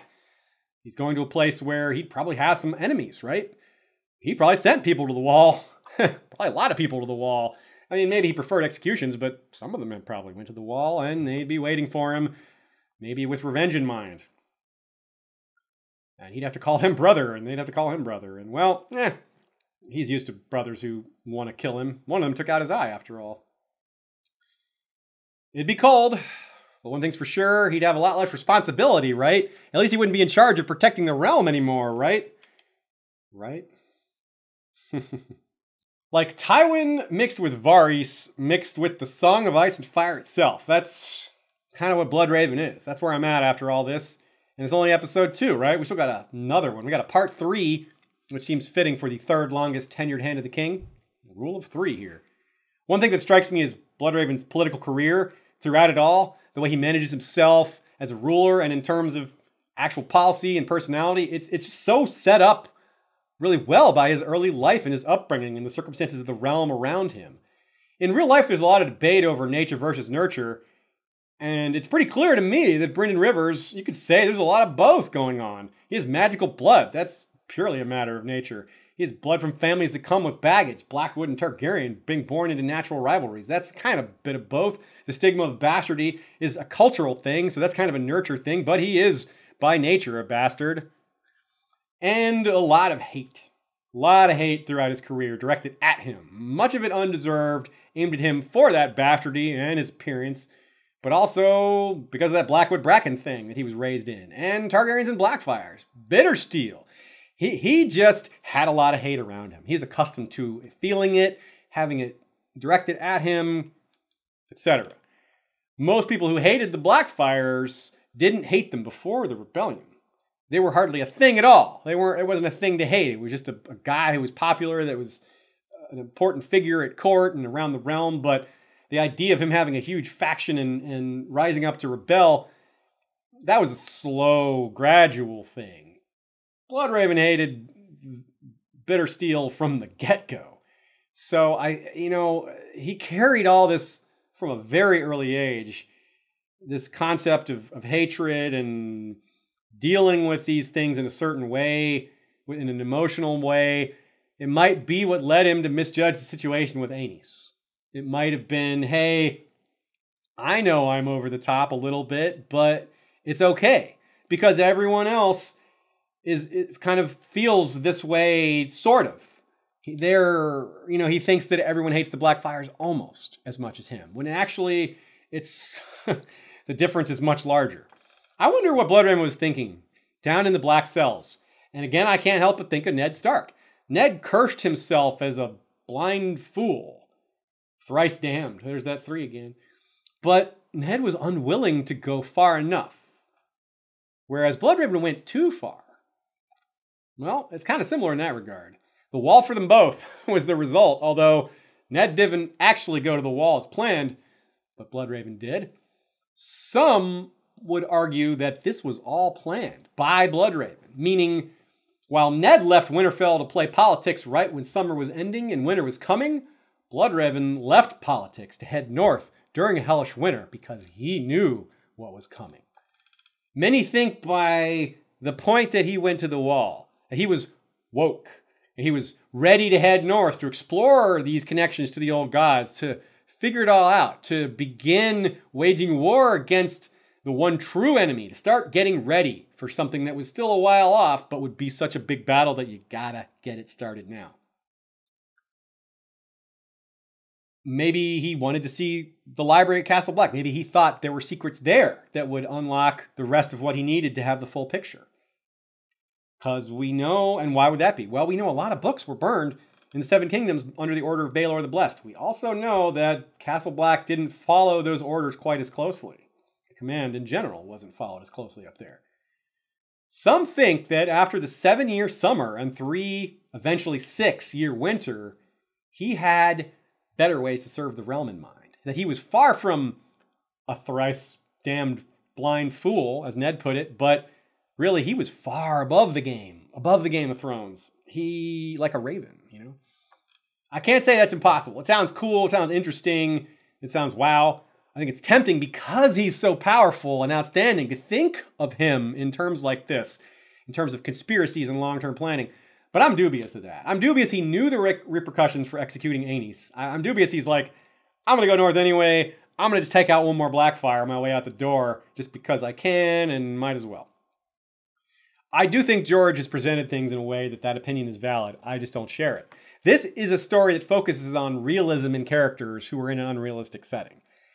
Brynden Rivers is perhaps the most unrealistic character in terms of his inborn abilities and his supernatural talents. But he's still human. He's still in a human story that's focused on humans, even though it's in an inhuman setting.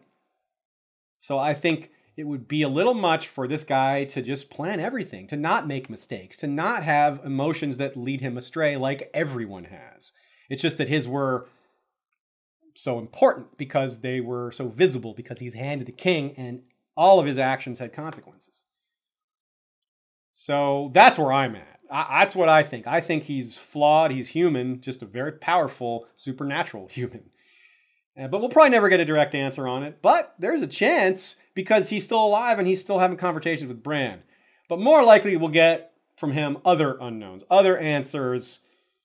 And we're not done yet with him. So we'll see other things. So for Brynden Rivers, going to the wall to take the Black was obviously life-changing. And he had a career like none other as Hand of the King, Master of Whispers, a leader of men in battle, a spy, a sorcerer. Yeah, how do you match all that?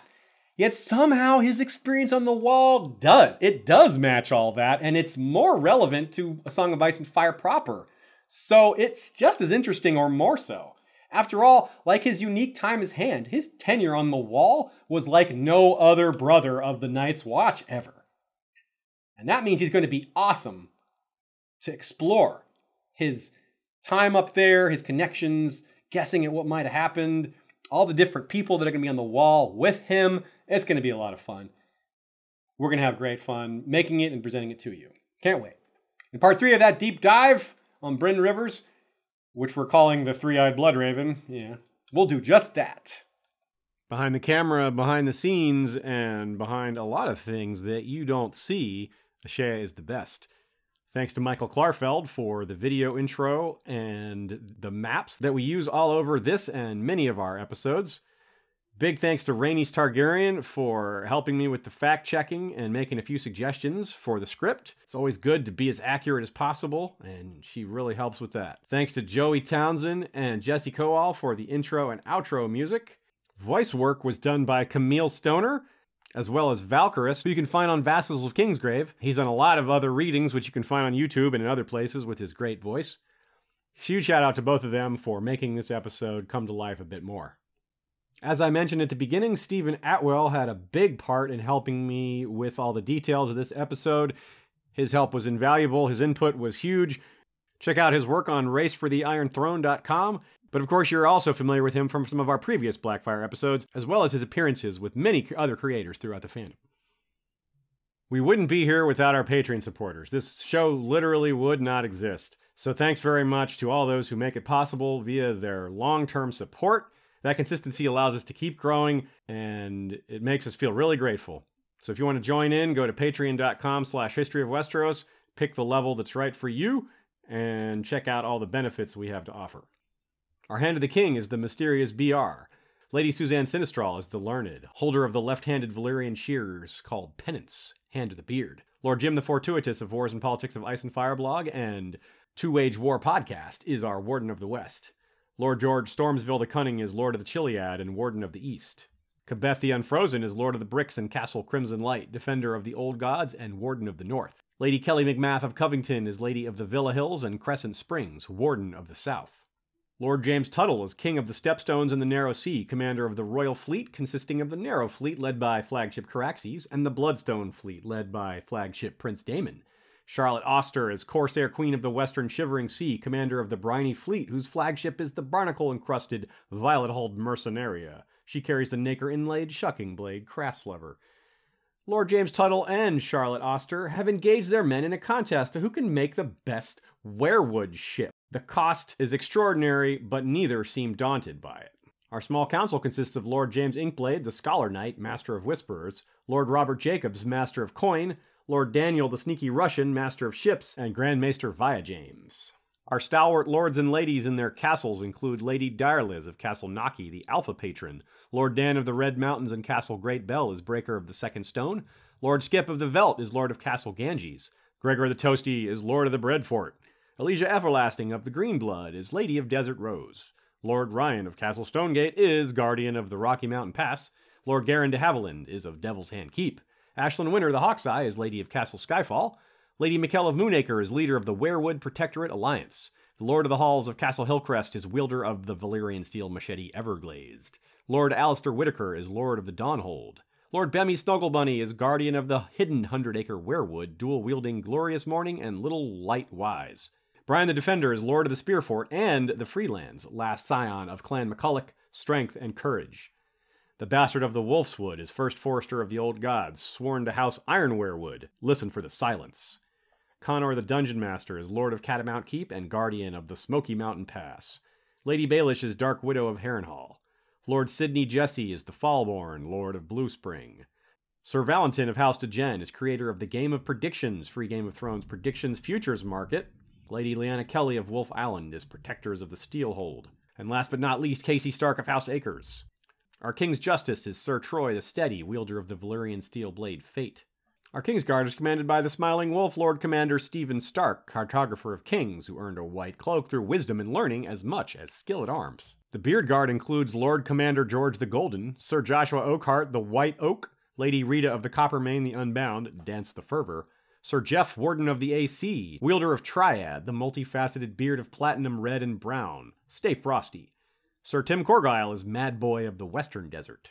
Some recent additions include One with No Name, Knower of Little, Archmaester Travis, Keeper of the Nightfire, Wanderer on the Waves, Lady Tanya of House Allen, Wardeness of the Northeast Dallas Locks and Woods and Mistress of Books, Lady Danelle of House Joyce, the Light in the Dark, Sir PJ of House Moon, a warrior bard wielding the Valyrian steel six-string, but still loyal to the one true king. The Lord Commander of History of Westeros' Night's Watch is Benjen Umber, the silent giant wielder of the Valyrian steel greatsword Winter's Kiss. The First Ranger is Fabian Flowers, the Bastard of Greenshield. The first builder is Patchface of Motley Wisdom. First steward is Sir Jurion of the Torrentine, called Palewind. That concludes this episode of History of Westeros. We hope to see you next time. Thank you for listening, and you know what's next. Valar, reread us.